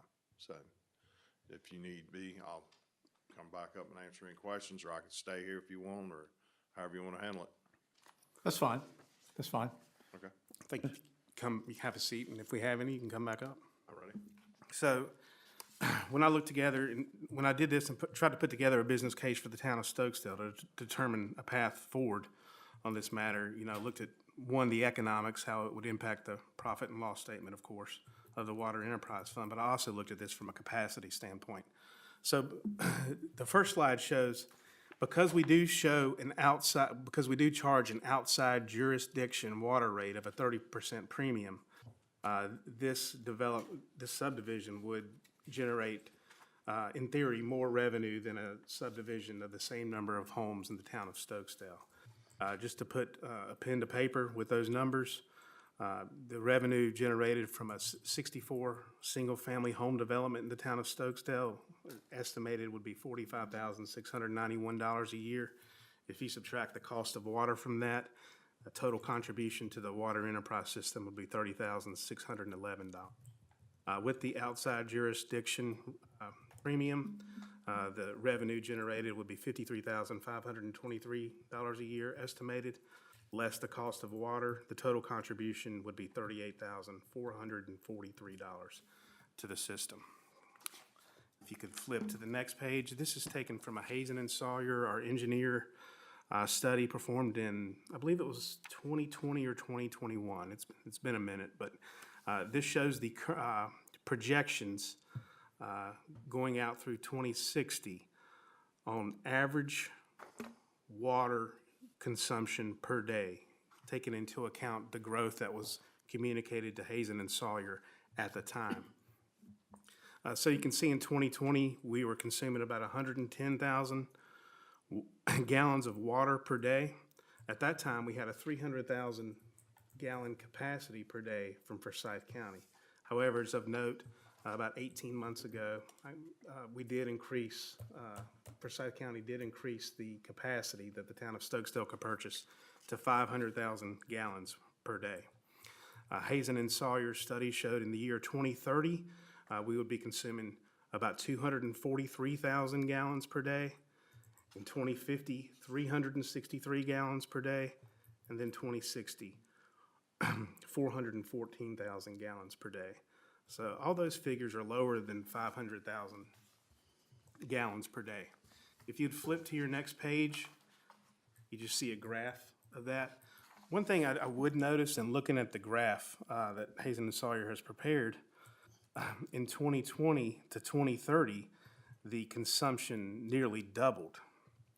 However, the demand flattens out as we go out into the future. And that's something I don't fully understand. One assumption that I have is that the amount of land that can be developed just would not be, as much of it would be available in the future. And that's certainly, reasonable to think such a thing.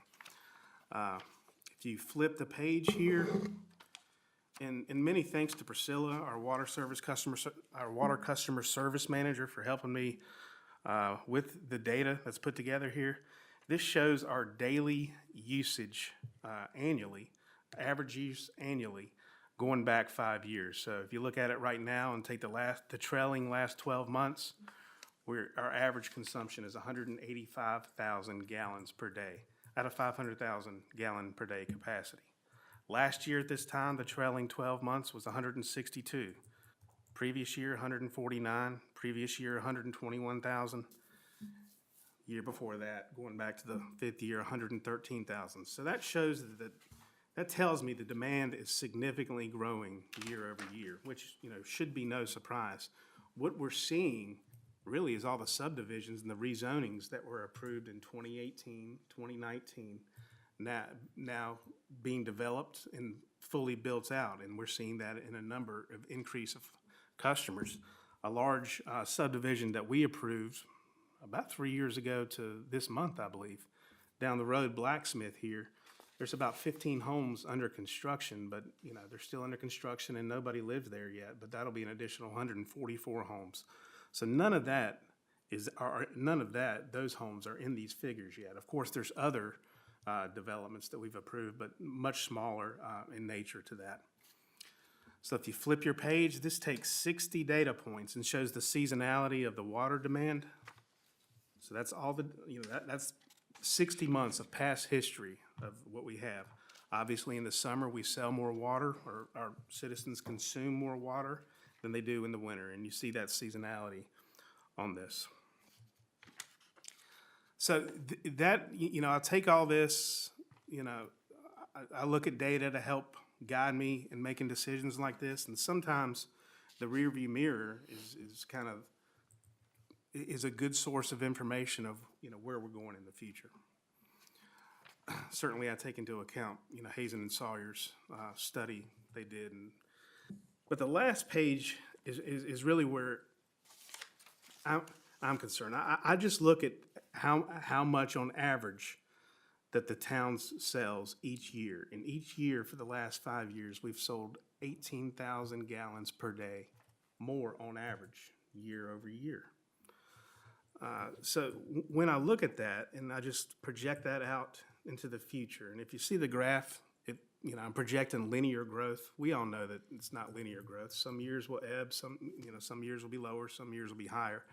But this just takes a similar amount of growth that we're seeing today, which I think is reasonable. Stokesdale's a very attractive place to live, and that's just what's happening. And if you assume 20,000 gallons a day, we get to our capacity, which is what Forsyth County is willing to sell us per day, of 500,000 gallons by the year 2040. So, with that, this is just, like I said, I wanted to put together a business case based off with respect to the developer, based off his request to purchase water from the town of Stokesdale. I do have some thoughts on it, some opinions, but I wanted to open it up for discussion with my colleagues. So. Derek, do any of these studies consider if something large commercial came into Stokesdale? I don't know of anything coming, but. So, no, and I don't know of anything either. But that don't mean it won't. Aaron of Hazen and Sawyer is here, but it is my full understanding that the information that he received a while back he did not consider, and Aaron, you're welcome to come up here, any large-scale commercial developments. To the best of my recollection, we did not. Okay. We weren't told about any large commercial, and really was told that it's mostly going to be all residential and to focus on that, even down to specific communities or neighborhoods. We do have the opportunity to fix that, right? So we're updating the master plan as part of the AIA. So now would be the time. We are going to be reaching out to you guys for a meeting to discuss exactly that, to identify properties that you think might be ripe for development or ripe for sale that are coming up, maybe talking with others in the industry, Brent and FEI and others that have done quite a bit of the development might help with that as well. But that's definitely here in the next few months. I mean, you got a large corner down on 68 that's been commercial for, 15 years. Nobody's done anything. I noticed it was back up for sale. So that's probably, I don't know what somebody will do, but it was zoned, I don't remember what year it was. It's been a long time. Yeah, that's a great point. I have to go back and look at the master plan to see how that one was captured, but that would probably be the only property I would think, that if there is something in there from a commercial perspective, They're it's putting probably that one. Deep Power's doing something over on 68, so I don't know if that takes water, or, I mean, you just don't know what's gonna pop up. You can't just assume that we're just gonna build houses. I mean. That's right. Are you talking about there, Don Acres? Well, no, I'm not even considering that. I'm talking about what's commercial now. You've got a large section over there in front of Food Line that's been commercial for. Right. It was zoned, I don't know, 15 years ago or more. It's a lot. Many acres. Yeah, that's a lot. I mean, it was big enough they were gonna put a Lowe's shopping center. I mean, that was what was talked about. And that's been zoned a long time, so that's gonna take some water when they do it. And I can't imagine them going back to residential if they got it zoned commercial. Right. It's not, doesn't matter. We would certainly look at any vacant properties that are already zoned commercial and look at them that way, and look at your current commercial use and try to, as standard practice, assume that there would be something similar to that coming. So, Mr. Babson, we're speaking about the $84,000 Hazen and Sawyer study, right? yes, sir. If I recall, that study didn't include it extending any water mains into Rockingham or Forsyth County. Is that correct? Not to my knowledge. Okay. I cannot recall, doesn't take me long to forget something in my old age, but we have industrial zoning down 158 towards 220. We also need to probably take that into account. I don't know if we have space or room, or there's any interest in another industrial plant along that corridor, but it's possible if we could possibly have something that used the amount of water that one of our users down there has now, which is our largest, Right. then we need to take that into account as well. And these are things, updating that master plan, these are things that you and your colleagues are working on right now. Yes, sir. You know, as part of that, Winston-Salem, 18 months ago, when Chuck helped us renegotiate the contract that we have with them, we increased our capacity from 300,000 gallons per day to 500,000 gallons per day. And I think 500,000, I don't know if it was just an arbitrary figure that we requested. I don't think we saw, it's hard to request much more than 500 when we don't project to buy that, until 20 years out. But, at the same time, I would like for you guys to work with the Forsyth County to understand what can that number be increased to. Of course, we're limited to how much water can flow down the 12-inch water main there from Forsyth County to us. And they have to take into account, I guess they have to take into account what they need for themselves in Forsyth County. Yeah, I think if you look at how much water can flow down a 12-inch main, it's a whole lot more than 500,000 gallons a day. But at the same time, the question is, how much more can you afford to sell us? Yeah. And, Yeah, and it's a function of their water system, function of holding operational pressures on their side. So we do intend to, as we go through and update the demand numbers, we do intend to reach out to them and ask what that number would be, and that would be part of their modeling exercise. They would reach out to their consultant that for their model and ask them that question. So Stokesdale, if they need 700,000 gallons per day, can they get it out of this pipeline, or is there a different option? so Robbie, could you go back a few slides to the Hazen and Sawyer graph? Now, if we put this in, or they put this in, we would own the pipes, correct? It would, In the neighborhood. it would become property of the town of Stokesdale Water Enterprise Fund So by we would be, extension. we would be responsible for any breakage. Absolutely. So, I mean, that figure of what our income would be, it could be, who knows, what'll happen there. The town would own it from now to the end of time, is that correct, basically? That's, So the next time the pipes need to be replaced, we would be the ones to replace them. That's what you're, That's yeah, my belief, it yes. becomes Stokesdale town property, yeah. right. If you look at Hazen and Sawyer's demand projection and just kind of try to hone in on the mid-2020s where we are right now, they're close to about 185,000 gallons per day, and that's exactly where we are. But, again, I mentioned that the demand kind of flattens out. And I'm just, my non-engineering mind, I just used a 20,000 gallon per day increase annually. In your engineering mind, you have this, so, we're conflicting a little bit. This is old data, but do you think my data is reasonable, or am I overstating it, or am I missing something? So it's a function of how large the system gets, right? I mean, if you Yeah. continue to, if Forsyth County continues to contact you and said, how much can you serve and how far you're willing to go back into Forsyth County that they allow, or into Rockingham County. What this study took into account was the areas that were identified to be developable within the town limits, and what you had jurisdiction over at the time. So, yeah, the system is bigger now than it was in '21, and so we would take that into account during this study.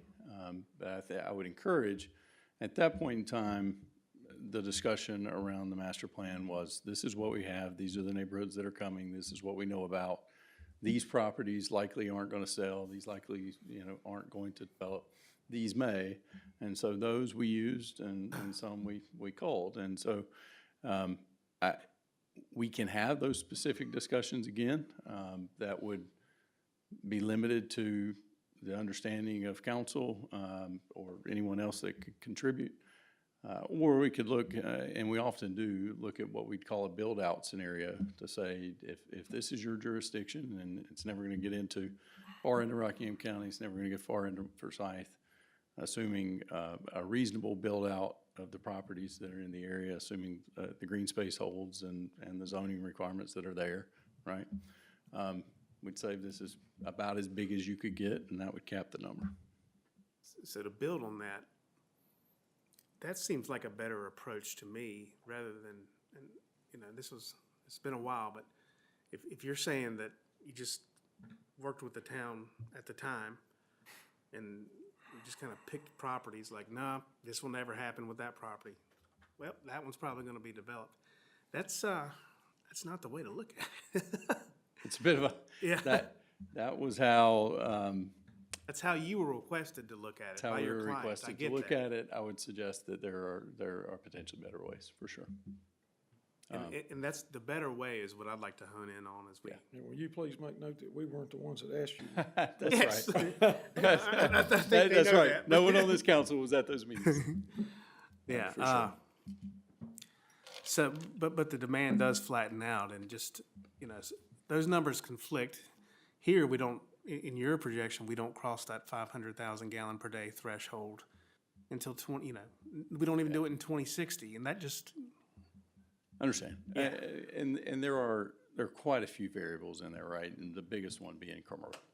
If you have an industry come in that had a large water need, that would be what would kick you into a scenario where you'd need quite a bit more water, right? I mean, so, Right. I mean, your largest water user now, you get another one of those out there in the industrial park out on 158 that you would need to serve.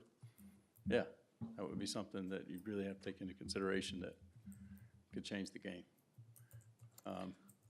I think the biggest variable for me is just what is the ceiling that we're able to purchase, from. Yeah, I mean, think that's a number we need. We're good now. We're good for, 15, 20 years, but I mean, it's, without that number, it's difficult. Remember, we had to pay $125,000 to bump that thing up. So if we bumped it up again, I don't, what would the And that's cost be? true. We also charge new customers for system development, I know we do, but I'm just saying so that money has to, I would like to suggest that maybe we give some thought to getting some sort of set aside under our current contract with Forsyth County for water that we're selling back into Forsyth County. It's their jurisdiction. It seems like that would be a reasonable request. I agree. I mean, that's, knowing what the latitude is with Forsyth County, in terms of what we can buy, then. They're not serving this particular area just because of topography, otherwise I presume they would be. well, they got a water line on the other side of the lake there. They got one closer than that, really. So whose fire district is this in? Is it? Blues Creek. Okay, when these hydrants go in, do they have our connection on them? Or they're our, Forsyth County uses a proprietary thread on their fire hydrants. So what do we have in Forsyth County now? Do we have the ones that fit the Stokesdale Fire Department hoses, or do we have the ones for Blues Creek? Just something we need to sort this out. As far as my understanding, the connection would be to the Coldwater development, off the Stubb Street Well, there. I understand, but I promise you, they don't interchange. It's, the Stokesdale Fire Department carries adapters to connect to the Forsyth County hydrants if they need them. I understand. I wasn't talking about that. I was gonna say, I think it'd be prudent to have Hazen and Sawyer run their modeling to see, from that perspective. I guess at this point, I mean, I'm not opposed to selling water back to Forsyth County. I think it gives the town, if we're we're the customer, they're the supplier, but in this relationship, they have all the leverage. So this does add a little leverage to that, but I don't have enough information to, the variables here, how much will they sell? Go ahead, Tim. You're dying to talk, please. Forgive me, Mr. Poy. Yes. I've said it again a number of times. I still remain concerned that we don't have a interlocal agreement with Forsyth County to basically operate our water system inside their county.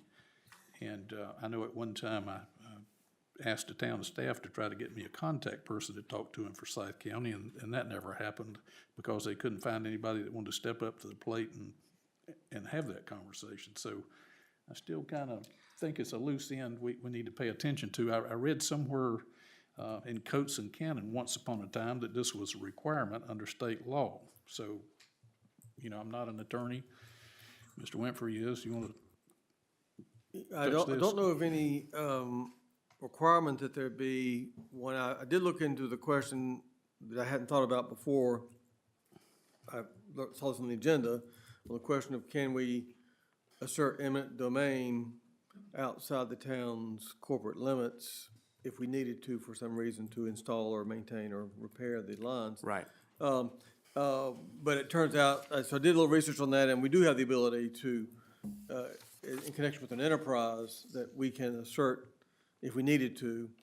like a temporary construction easement? That's right, if we need a that temporary type. construction easement. But that brings me to another issue I'd like to raise with the developer is, I don't know where we are on the platting of this. Is this subdivision been platted yet, or is it still, what point is it, are we in the process?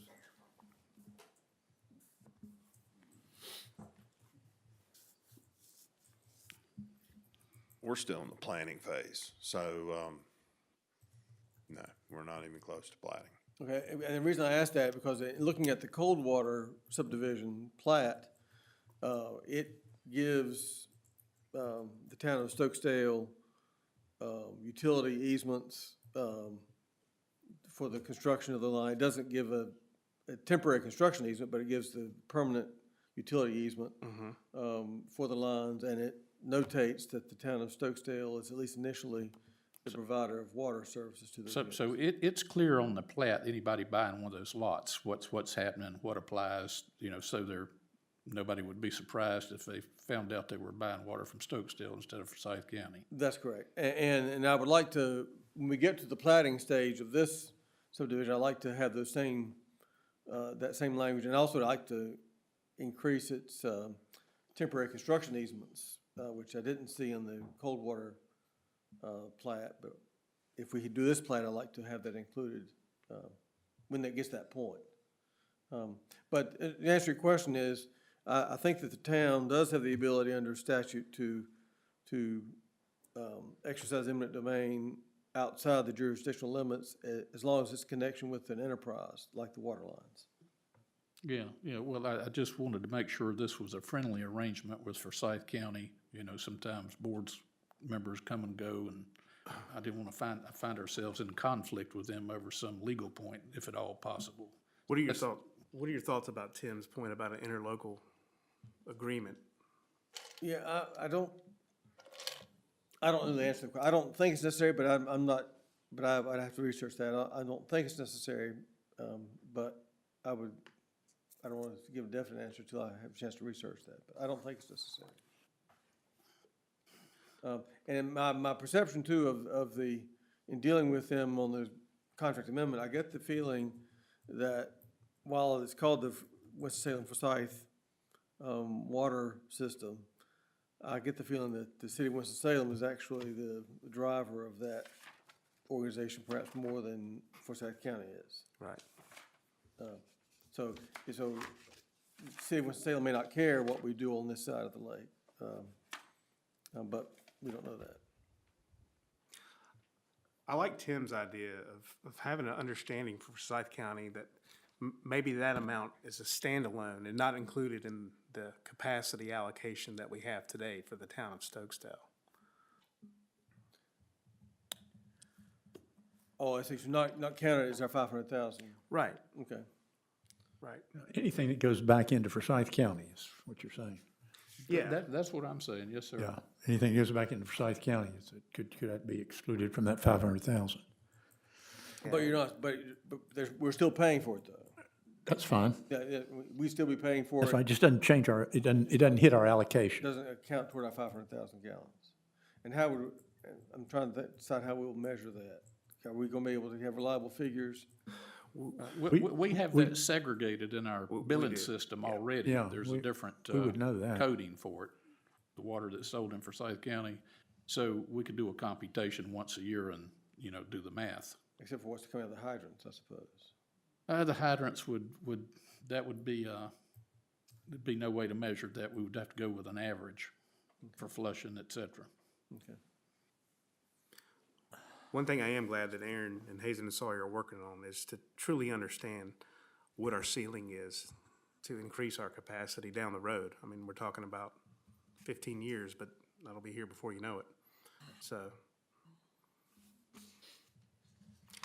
I know they have plenty of capacity as a water system, plenty. I mean, I think their demand's 35 million gallons a day, and they have the capacity of roughly 90.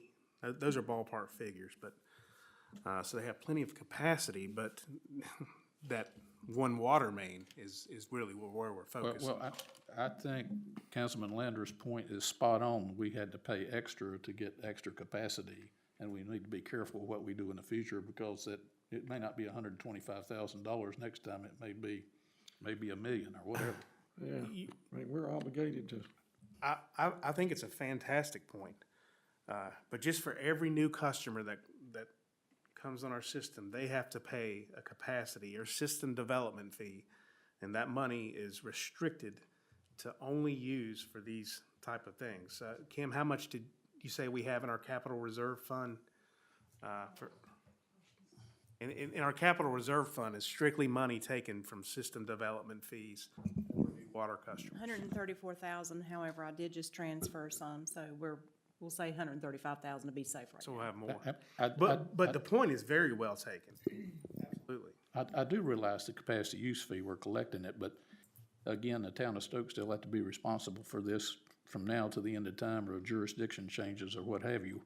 There is a lifespan on all these water mains and components and what have you. So on the downside, for the folks in Forsyth County buying water from us, they essentially don't have a means of voting on those people that are charging them for the water and running their water system. So, that's bad on their end, but, for anybody that's interested, it's common practice in the state of North Carolina to sell water outside of your jurisdiction at a higher rate to compensate for that possibility of having to use your town's money to fix a water main inside of another jurisdiction where you can't collect a tax. Right.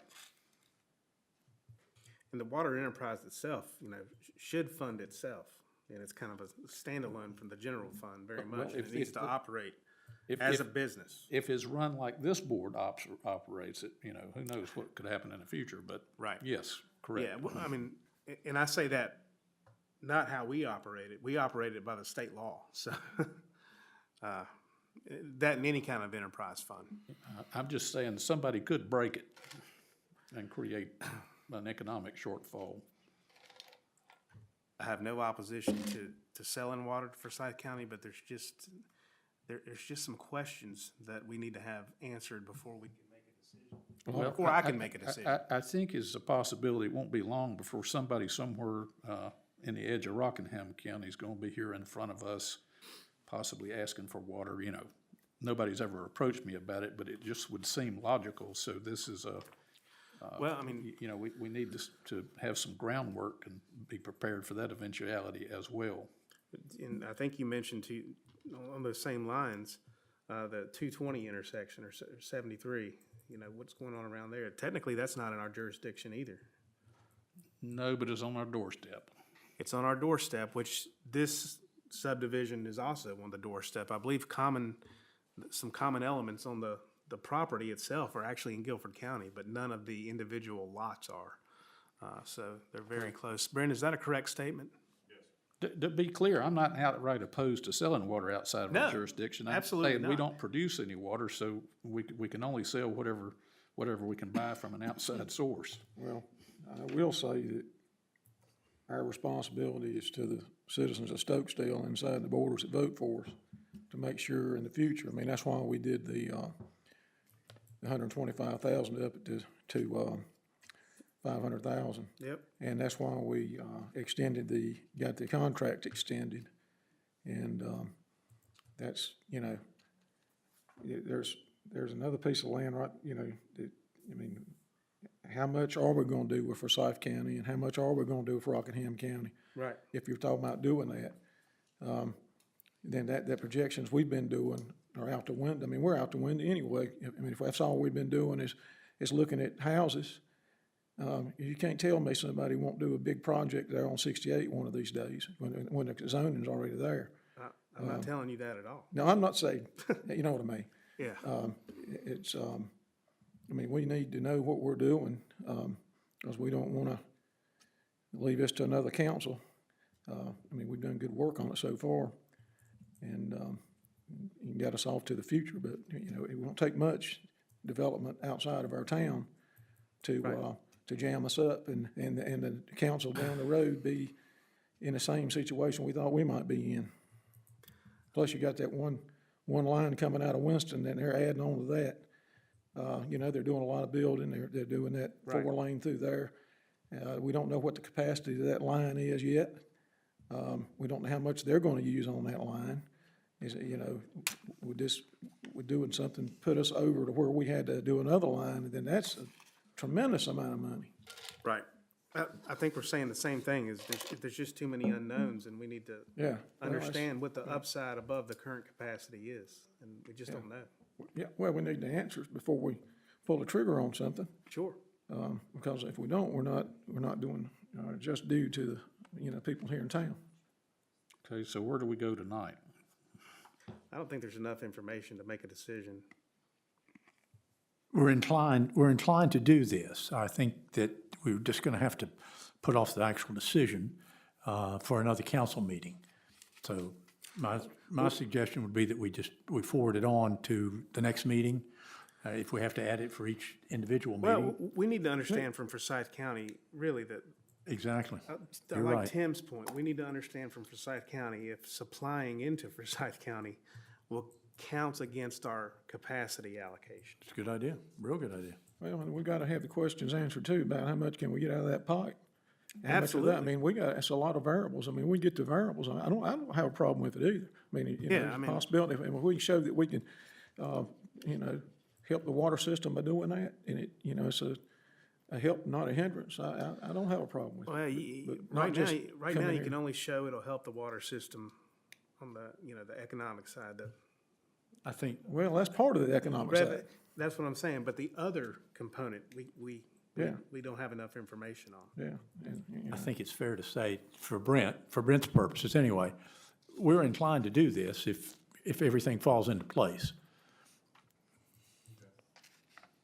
Do we need to direct, Robbie to get those answers before the next meeting? I believe Aaron's going to work on most of that, is he not? can Or those, with the city of Winston, Yeah. Okay. I don't think there's any direction, I don't think it's reasonable to expect answers to our question in 30 days. I mean, I don't know, Aaron, what do you think?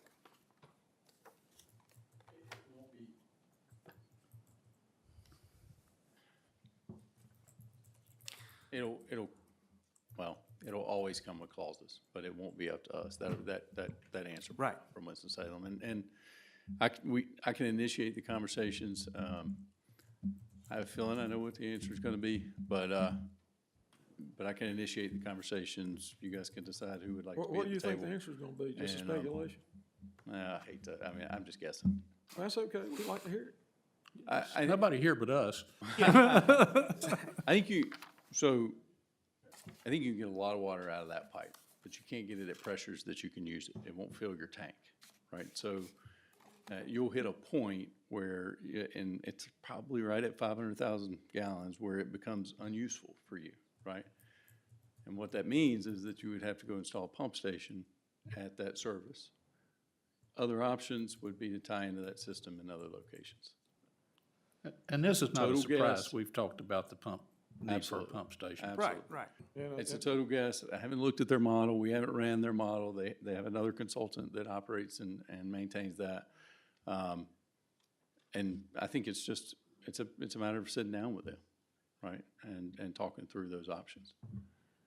But I think that they would expect Stokesdale, and we need to have this conversation too, but I think they would expect Stokesdale to install that pump station if you need more than 500,000 gallons. If you didn't want to, then there's probably other locations on their system where you could potentially tie in. What's a rough cost for a pump station? 100,000, 100 million? You 10 made me million? guess at Just- the other just within option. a I don't million know or that I two. can guess at that. You know, would it be in the millions? Hey. Would it be in the half millions, 10 millions? No, it's not in the 10 millions. It'd be in It the millions, though, depends. wouldn't it? It depends on how much flow you need. It's not a million. Right. Mr. Jones, with, more than with that. what we, It's more than a million? It's more than a million, yeah. Okay. There's not much that's less than a million these days, I'll be honest. Yeah, You see what I'm saying? I mean, you know. exactly right. How much water we gotta sell to get $1 million to put a pump station in?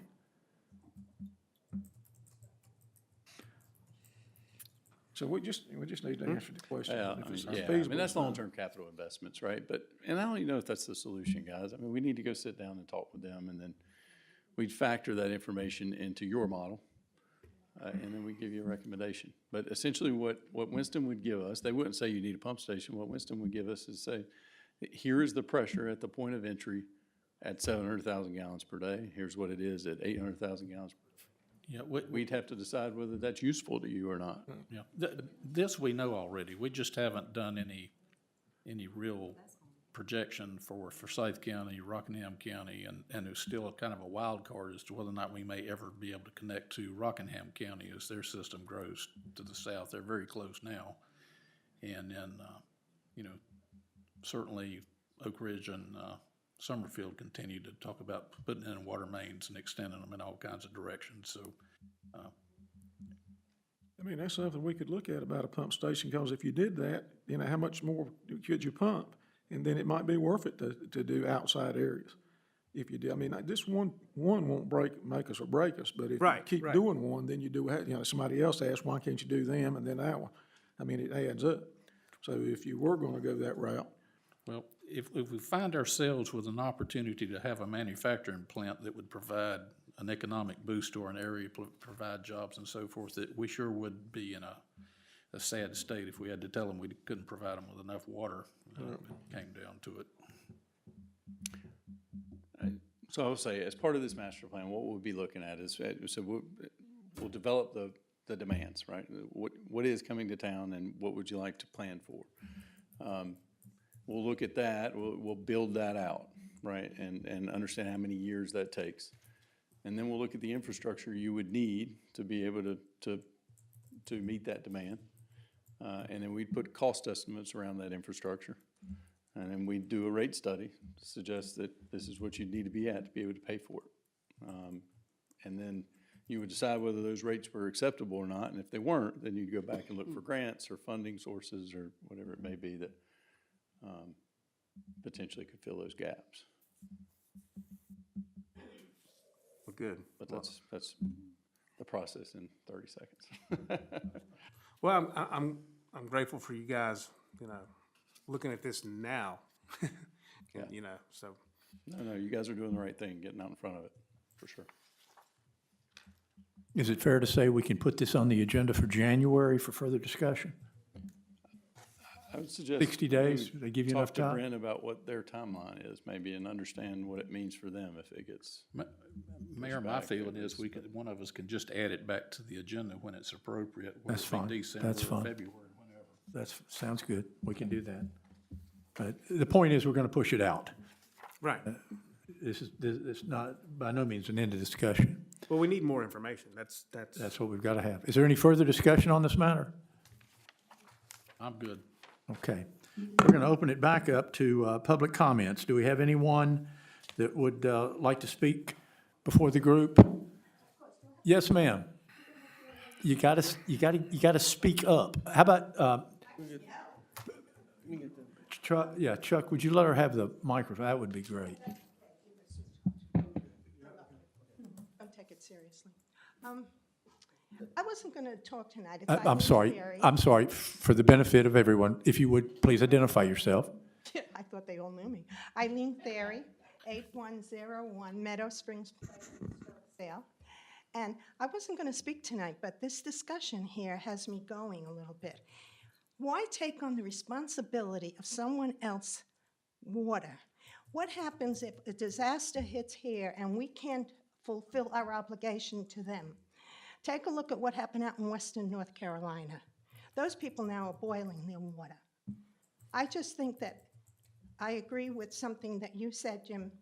Your wife knows, because I told her. Your obligation is to the people that are now on your water system. And by taking on somebody else's headaches that may come up, where are you going to have the funds? Do we know? I mean, the gentleman did a good job, but is he 100% sure on his observations that he's making? I think that this is too far out for a small town to take on. So that's all I have to say. I'm out of breath. Fair enough. Thank you. Appreciate it. Would anyone else like to speak? Good, bad, or indifferent? Yes, ma'am. Please. Holly, again, if you would, identify yourself as the speaker. My name's Holly Reed. I live on Athens Road, 7871. Mr. Foy, you said you're a data man. I found your text where you shared those numbers with me of the school years, 456. My memory failed me by one. Hey, you weren't far off. Mr. Ritchie said that's up 60% all across the county. 60% of 556 in attendance this year is 273.6 kids. Assuming they have siblings, let's say there's probably at least 100 and some cars in that line. There's 81 plus the other 15 to 20 between Tower Road and Athens that I've counted personally. It doesn't sound to me like, seems to me like we just flip-flop the bus circle with the car rider line. Doesn't sound to me like it's going to be any less inconvenient for the rest of the citizens in town. And now we're talking one stoplight, now we're talking two. I'm not 100% sure how a red light there is going to help the flow through that intersection. Assuming that the parents follow directions, which we've seen a number of times that they do not. I wonder if Mr. Ritchie and his whoever came out here came out during the actual hours of drop-off and pickup, or if they just came out and observed it from more of a topographic. I'm concerned that whatever's going on here is not, what did you call it, Dina, a mandate? And could you explain the mandate again to me? The way you explained the mandate was that this is not necessarily official, that you feel like it's more just to get us off of our backs, off of their backs? I do not feel like this plan, I feel like it's helpful, but it is not going to help those people who are traveling west on Athens Road, who are trying to access that intersection. I took a video today. The 18-wheeler with the flatbed and the cherry picker was back today. I've seen him twice. Not to mention the dump trucks and the big heavy equipment and all these other things. Sounds like this is prioritizing the school's problem, but not necessarily taking into consideration the rest of the community who has to go through such a small space. So do you feel like, you said you're the data man, looking at these numbers, do you feel like that this plan, the mayor mentioned even a turn lane. I wondered if one of the stoplights would have a turn lane, because the parents now are, instead of being stuck on the 158 East shoulder to turn right to make that curve, now are they going to be coming through the intersection in some way? Let us address the that. flow Let us just address, doesn't let make us any address your question. Please. Okay? The flow doesn't make any sense. So I do enjoy looking at data and numbers, but we're talking traffic engineering here, and that's just, I'm We're just not. talking about observations and just the way people behave at that intersection. And that it seems like this is taking care of the buses and it's taking care of the car rider line, but if he was nonchalant, shrugging his shoulders about what about the rest of the community that has to access that intersection? I'm not sure that they're taking them into consideration. And those are the people that are the most frustrated, I think, and the most causing the most issues, because they want to conduct business and they jump that line. I do understand your concern. Mr. Ritchie he's only, not he's only focused, but his focus is on the campus property. That's his jurisdiction. He acknowledged that once you become, get off the campus property. That's, that's the Department of Transportation. And that they have funding set aside to address the issue. So for the, so for the DOT side of it, is there gonna be a turn lane like maybe the mayor recommended? Is there gonna be a widening? I can tell you the turn lane somewhere? won't happen, but there's a water line. The water main runs on that side of the road. Right, we talked It's gonna about be, that the that's other gonna day. be It's impossible. Free That, Island. that's not true. What's not true? The water main runs on that side of the road, but the water main is in the DOT, Oh, I understand. DOT area. So the DOT can do anything they want. But you'd have to come inside. I'm afraid that you'd come in so deep into that piece of property, you wouldn't be able to make that turn. I don't know I don't that. know. I mean, I understand the concerns. I just can't speak on hypotheticals of I'm a, with you. as a traffic engineer. I mean, Holly, we don't have an answer. We don't have, honest, we don't. And it's, Is there a way for you gentlemen, do y'all know y'all could get a second opinion? a second opinion from whom? I don't know, y'all have the Rolodex and the connections. I don't know, who would we talk to about a second opinion? Like these someone people, could these, be a traffic these people are the authorities. I mean, the gentleman that spoke this evening and the DOT, those are the people that make the decisions. There's, as far as I know, there's no second opinion unless you want to go to a higher elected official. No, just someone that you all know of anyone who is an engineer, maybe retired, who's been in this trade before, that could come out and help you guys see it maybe from a different perspective, because I'm not 100% sure that this is gonna help east of that intersection. So is that something that can be discussed? We can always discuss it. We can always discuss it. Thank you. Thank you. Are there any other comments? Yes, ma'am. I'm Dina Cassee, I live on Athens Road, and I just have one comment to make and a question for you. Okay, I contacted Representative Blust by email twice and a phone call, and he has yet to acknowledge either, okay? But you have more clout than I do, so I'm glad to hear that you're going to be reaching out to him. Very disappointed because he wanted my vote, but he won't answer my email or my call. The second thing is that we heard Mr. Ritchie say that to have an officer out here to direct traffic would cost about $600 a day. Did I understand that correctly? I believe that's what he said, yes. Okay. My question is a child's life not worth that $600? I don't know. Are we going to have to assess that to each individual? Where do the funds come from? That's our conundrum. He's saying they don't have the money. They don't have it, we don't have it. I mean, where does the money come? Wait. Excuse me for interrupting. We do have the money. We've seen the budget. We know what's in these bank accounts. You have to show us that. So don't tell me that you could not participate in helping the situation. We do participate. Partially funding? We do participate each year. Each year. $600 a day, I'm sorry, but if you look at our budget, you'll see, I don't want to start an argument, really. I don't either. I really don't. But my if you look at our concern- budget, you'll see that, I mean, I know, I've looked at the budget. I've worked with budgets. $9 million budget. I've worked with it. I know what you're talking about. But the fact remains, are you going to be the one to tell the parent when their child is laying out here in the road because we're not doing anything expedient enough or conscientious enough, that money is more important for you to put into some other activity here, like the playground or whatever, then you are more concerned about that than you are these children's lives out here. That is my concern. That is my concern, and I'm sorry, but $600 a day, okay, maybe we can negotiate. Maybe that fee can be, we do something about the fee. But nonetheless, you can't sit here and tell me that you don't have the funds. I'm not saying to foot the whole bill, but there's got to be a way that you can collaborate on the money that you do have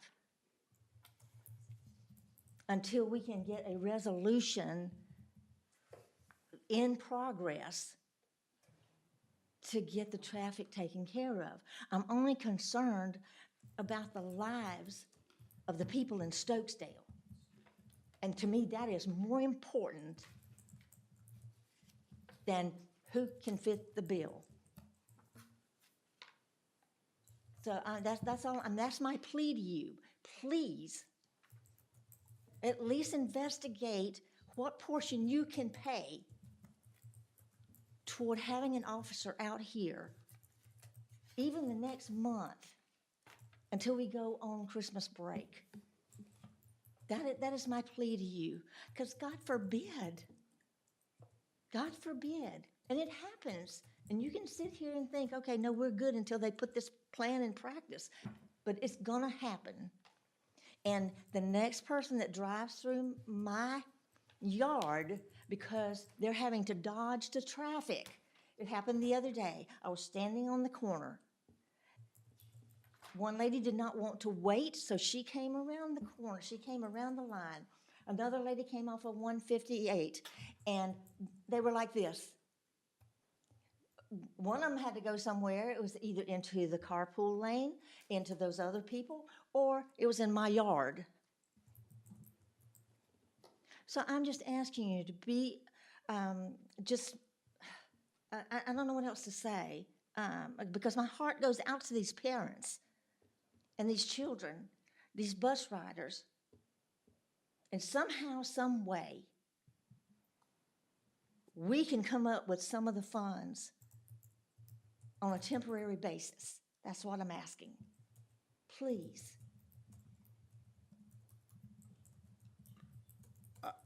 Correct me, I'm sorry, correct me if I'm wrong, but are we talking about, when we're talking about funds and directing traffic in children's lives, but I thought we were talking about inconvenience and time matters here. Because I'm not familiar with one child that is walking down Athens Road, Angel Purdue Road, or 158 to get to school. If we're going to, are we talking about child's lives, or are we talking about people having to wait in these lines and getting impatient? Because there's two distinct different things. Both, because one is gonna eventually hit the other. Yes. I understand, and I do know that when we funded the first week of school, we also had an issue with getting deputies to sign up. Now, I'll be the first one to go on record. I am not a fan of the sheriff's office in this county. The sheriff. Let me correct that.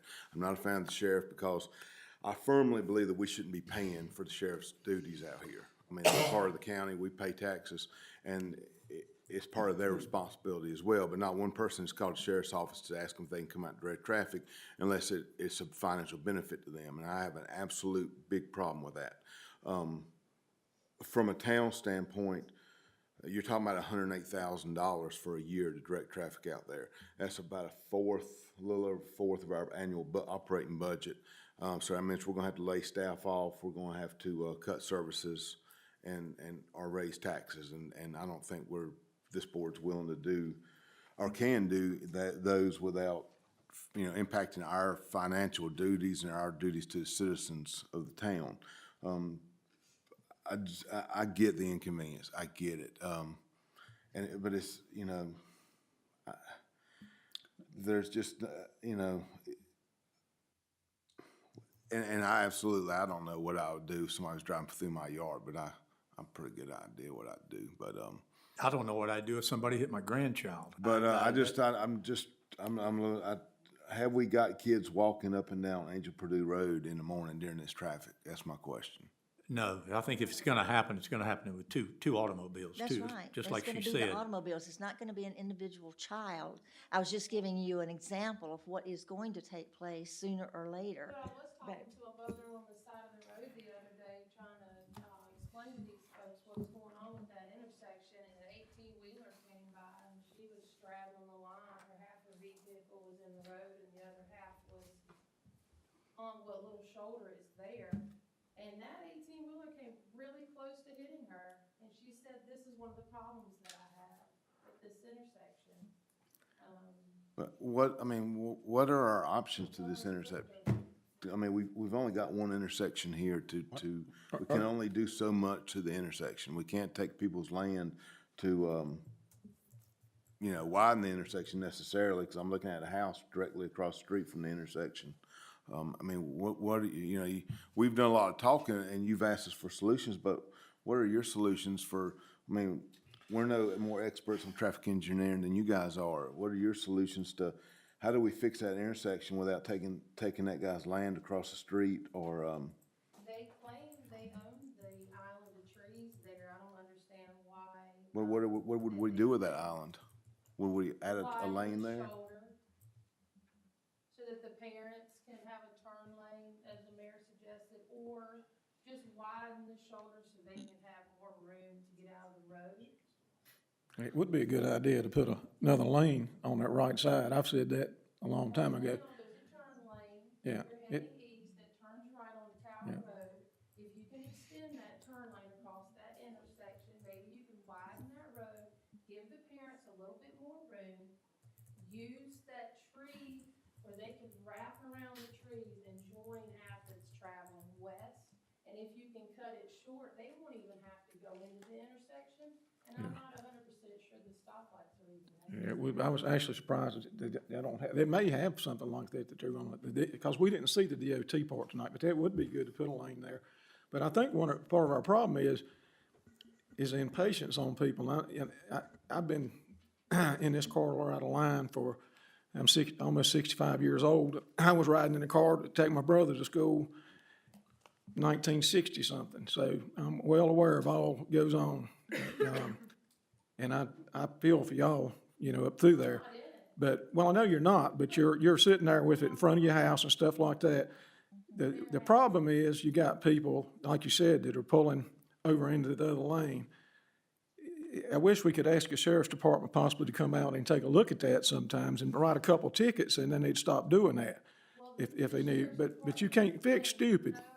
They claim no responsibility for it, but the highway patrol, I spoke Yeah. again to Sergeant Mitchell, and he's supposed to be working with the school about how they can rearrange it as well. It's a highway patrol situation. Yeah, but like I say, the problem now is people, you're talking about having head-on collisions and things because somebody's doing something they're not supposed to be doing.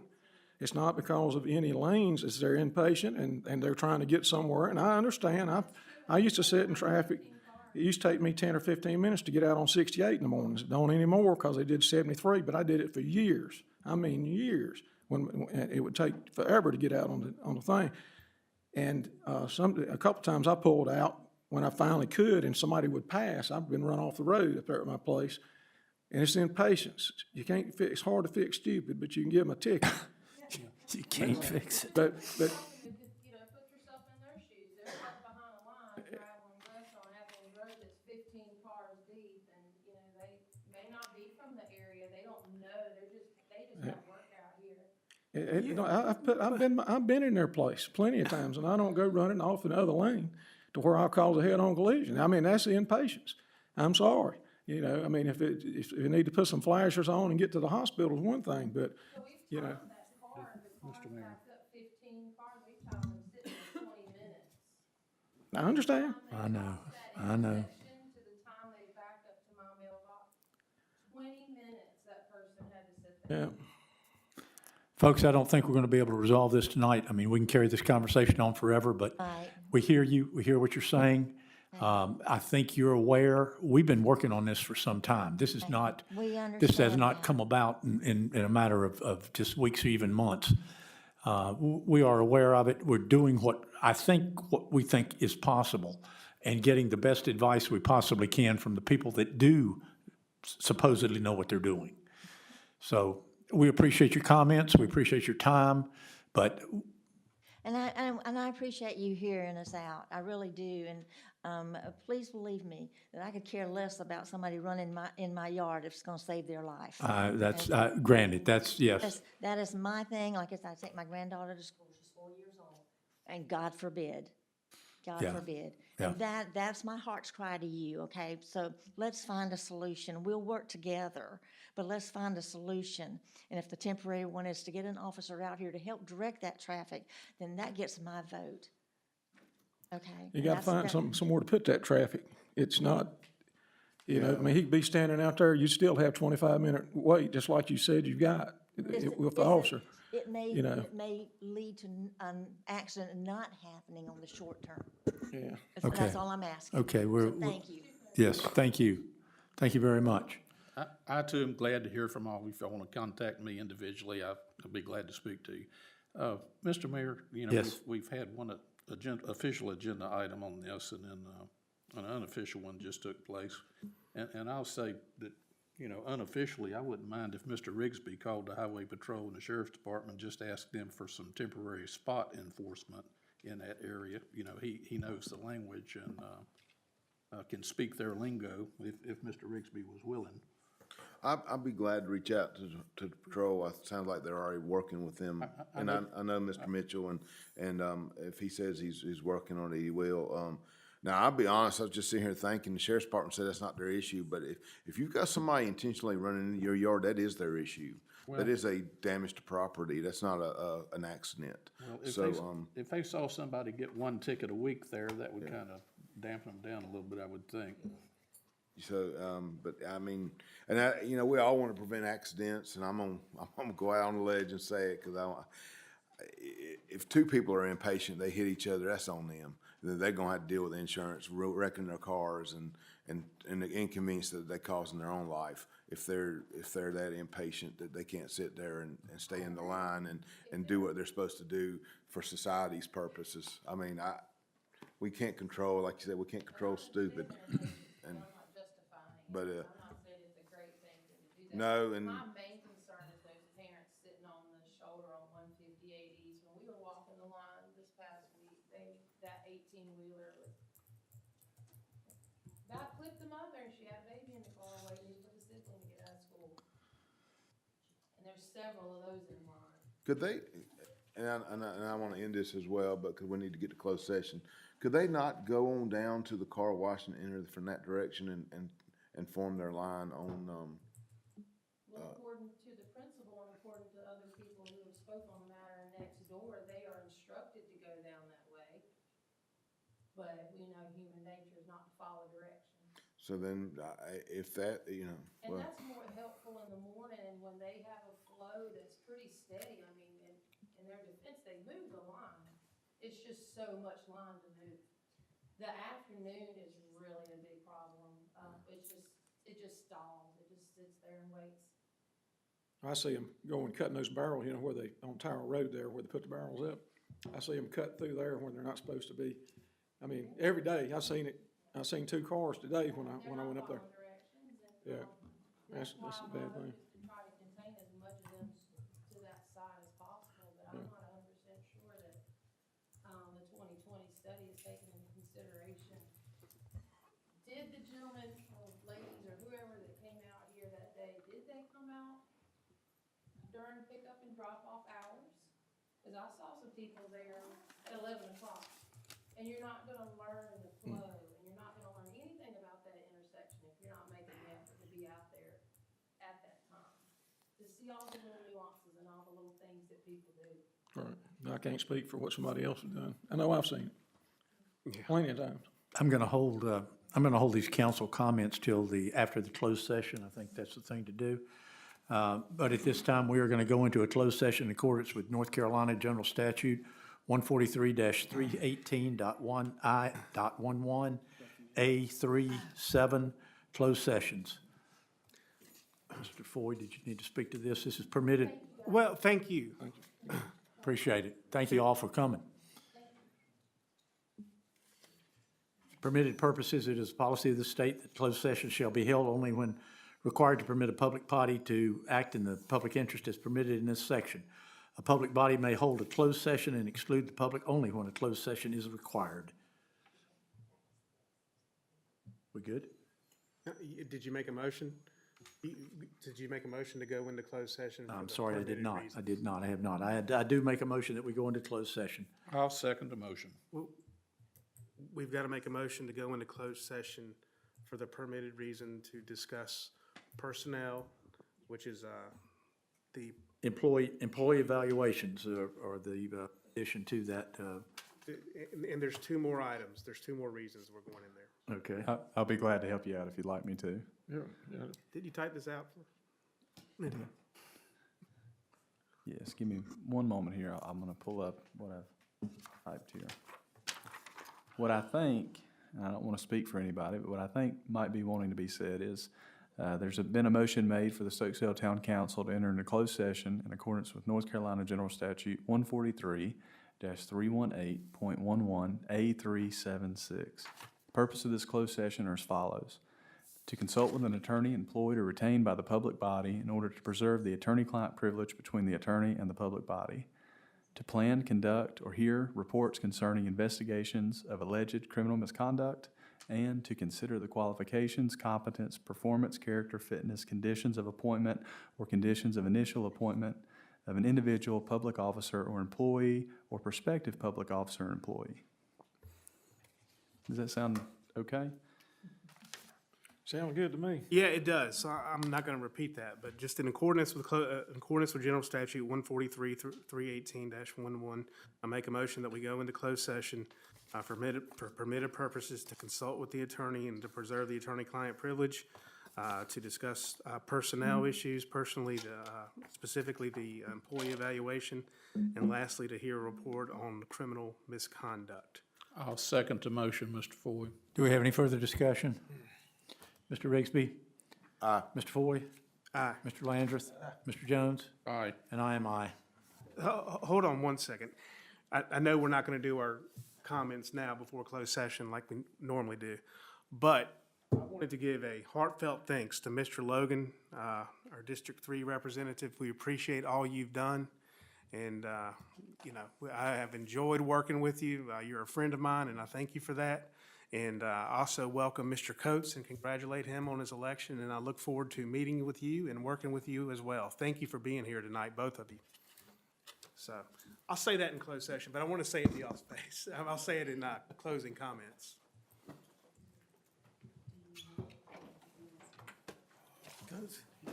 See you again.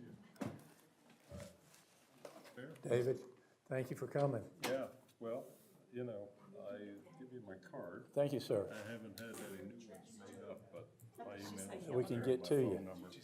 I'll share this. Sweatshirt, that cause is near and dear to me.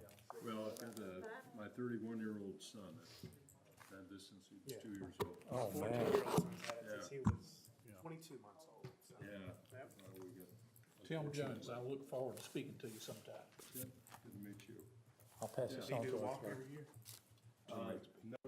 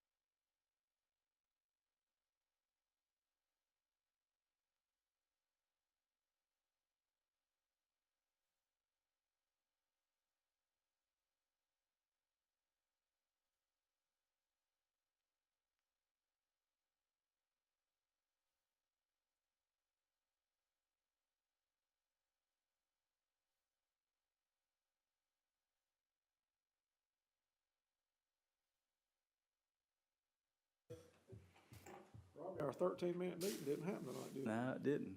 It sure didn't. That's okay, still wasn't too long. Different change of scenery, let's see. Chuck, Yes. I haven't gotten into any trouble since I came back over here in Texas. Thank you for, Sitting in the penalty box. you know. I think what. Robbie, take those. That's mine. And I just, I roughed out, Viewed it like that. I never look at the note underneath the check. I roughed out what I thought I wanted, be back if where I it'll work. That's the lady that's gonna make it happen. I know it is. I just want to be sure it's possible. You don't, You know, if it's not enough space, I'll do the other one. I'm trying to, do I the never next know one when up. you're trying to do your job every time. I never know when someone's gonna be lobbed at me here. I know, well, that's good. Do your job. Call us back to order. Do we need to make a motion? Yeah, let's see. I'm gonna make a motion to accept the payment of $2,000 from Ansco as the penalty for the unauthorized hookup to a fire hydrant and taking of water from the town of Stokesdale's water system. Second motion. Is there any discussion? Did you mention the amount? Yes. Yes, sir. Yes, he did. Okay, I'm sorry, I was Is there right. any discussion? $2,000. Mr. Rigsby? Aye. Mr. Foy?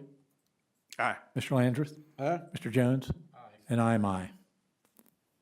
Mr. All Foy? right. I make a motion to accept a settlement payment from Mr. Coda White in the amount of $1,437 for the intentional damage done to property owned by the town of Stokesdale located at Stokesdale Town Park. I second the motion. Is there any discussion?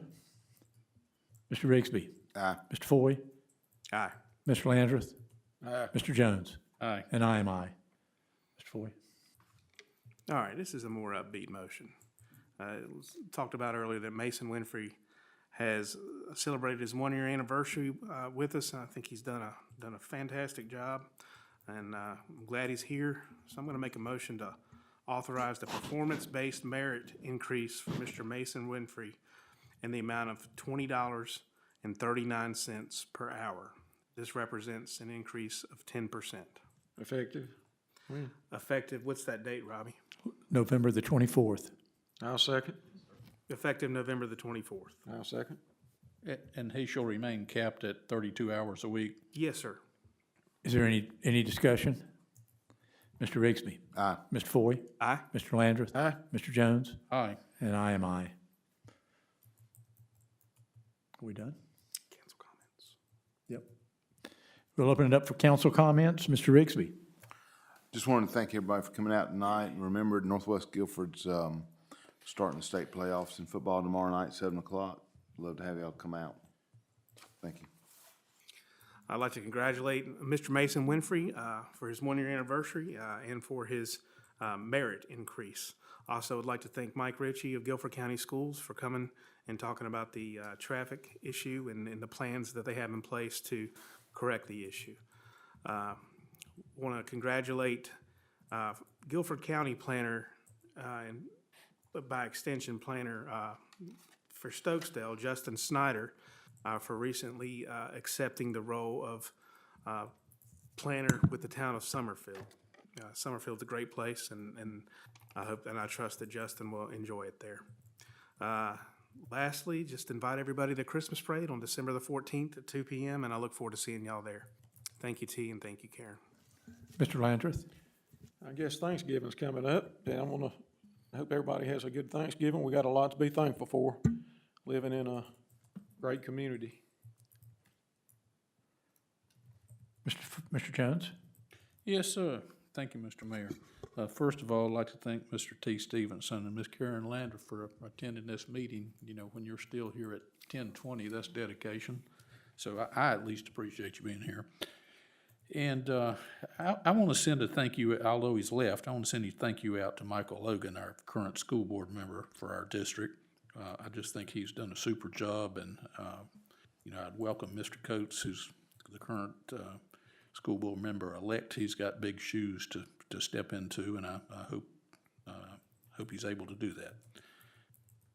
I'd like to wish everybody a happy Thanksgiving, and I want to take take a moment to reflect on our election and our U.S. Constitution.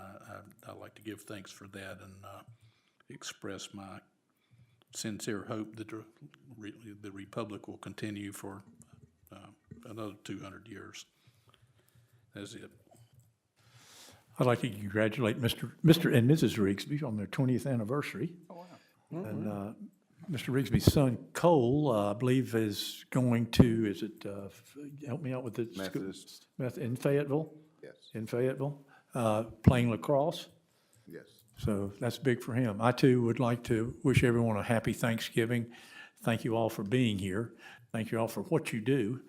And as a reminder too, December the 14th, we're going to have a world-class Stokesdale Christmas parade. So please come out. Motion to adjourn. Second. Any discussion? Mr. Rigsby? Aye. Mr. Foy? Aye. Mr. Lantreth? Aye. Mr. Jones? Aye. And I am aye. We can call it world famous. I mentioned you took out the pool in Cancun, and so now it's world famous. Say that again? I mentioned the parade to a guy in Cancun at the pool, so. He said it was. So that world renowned. That's it. It's known all around the world. People all around the world looking forward to that thing.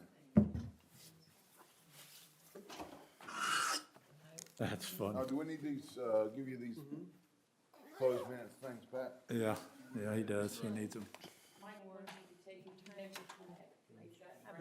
Special focus in that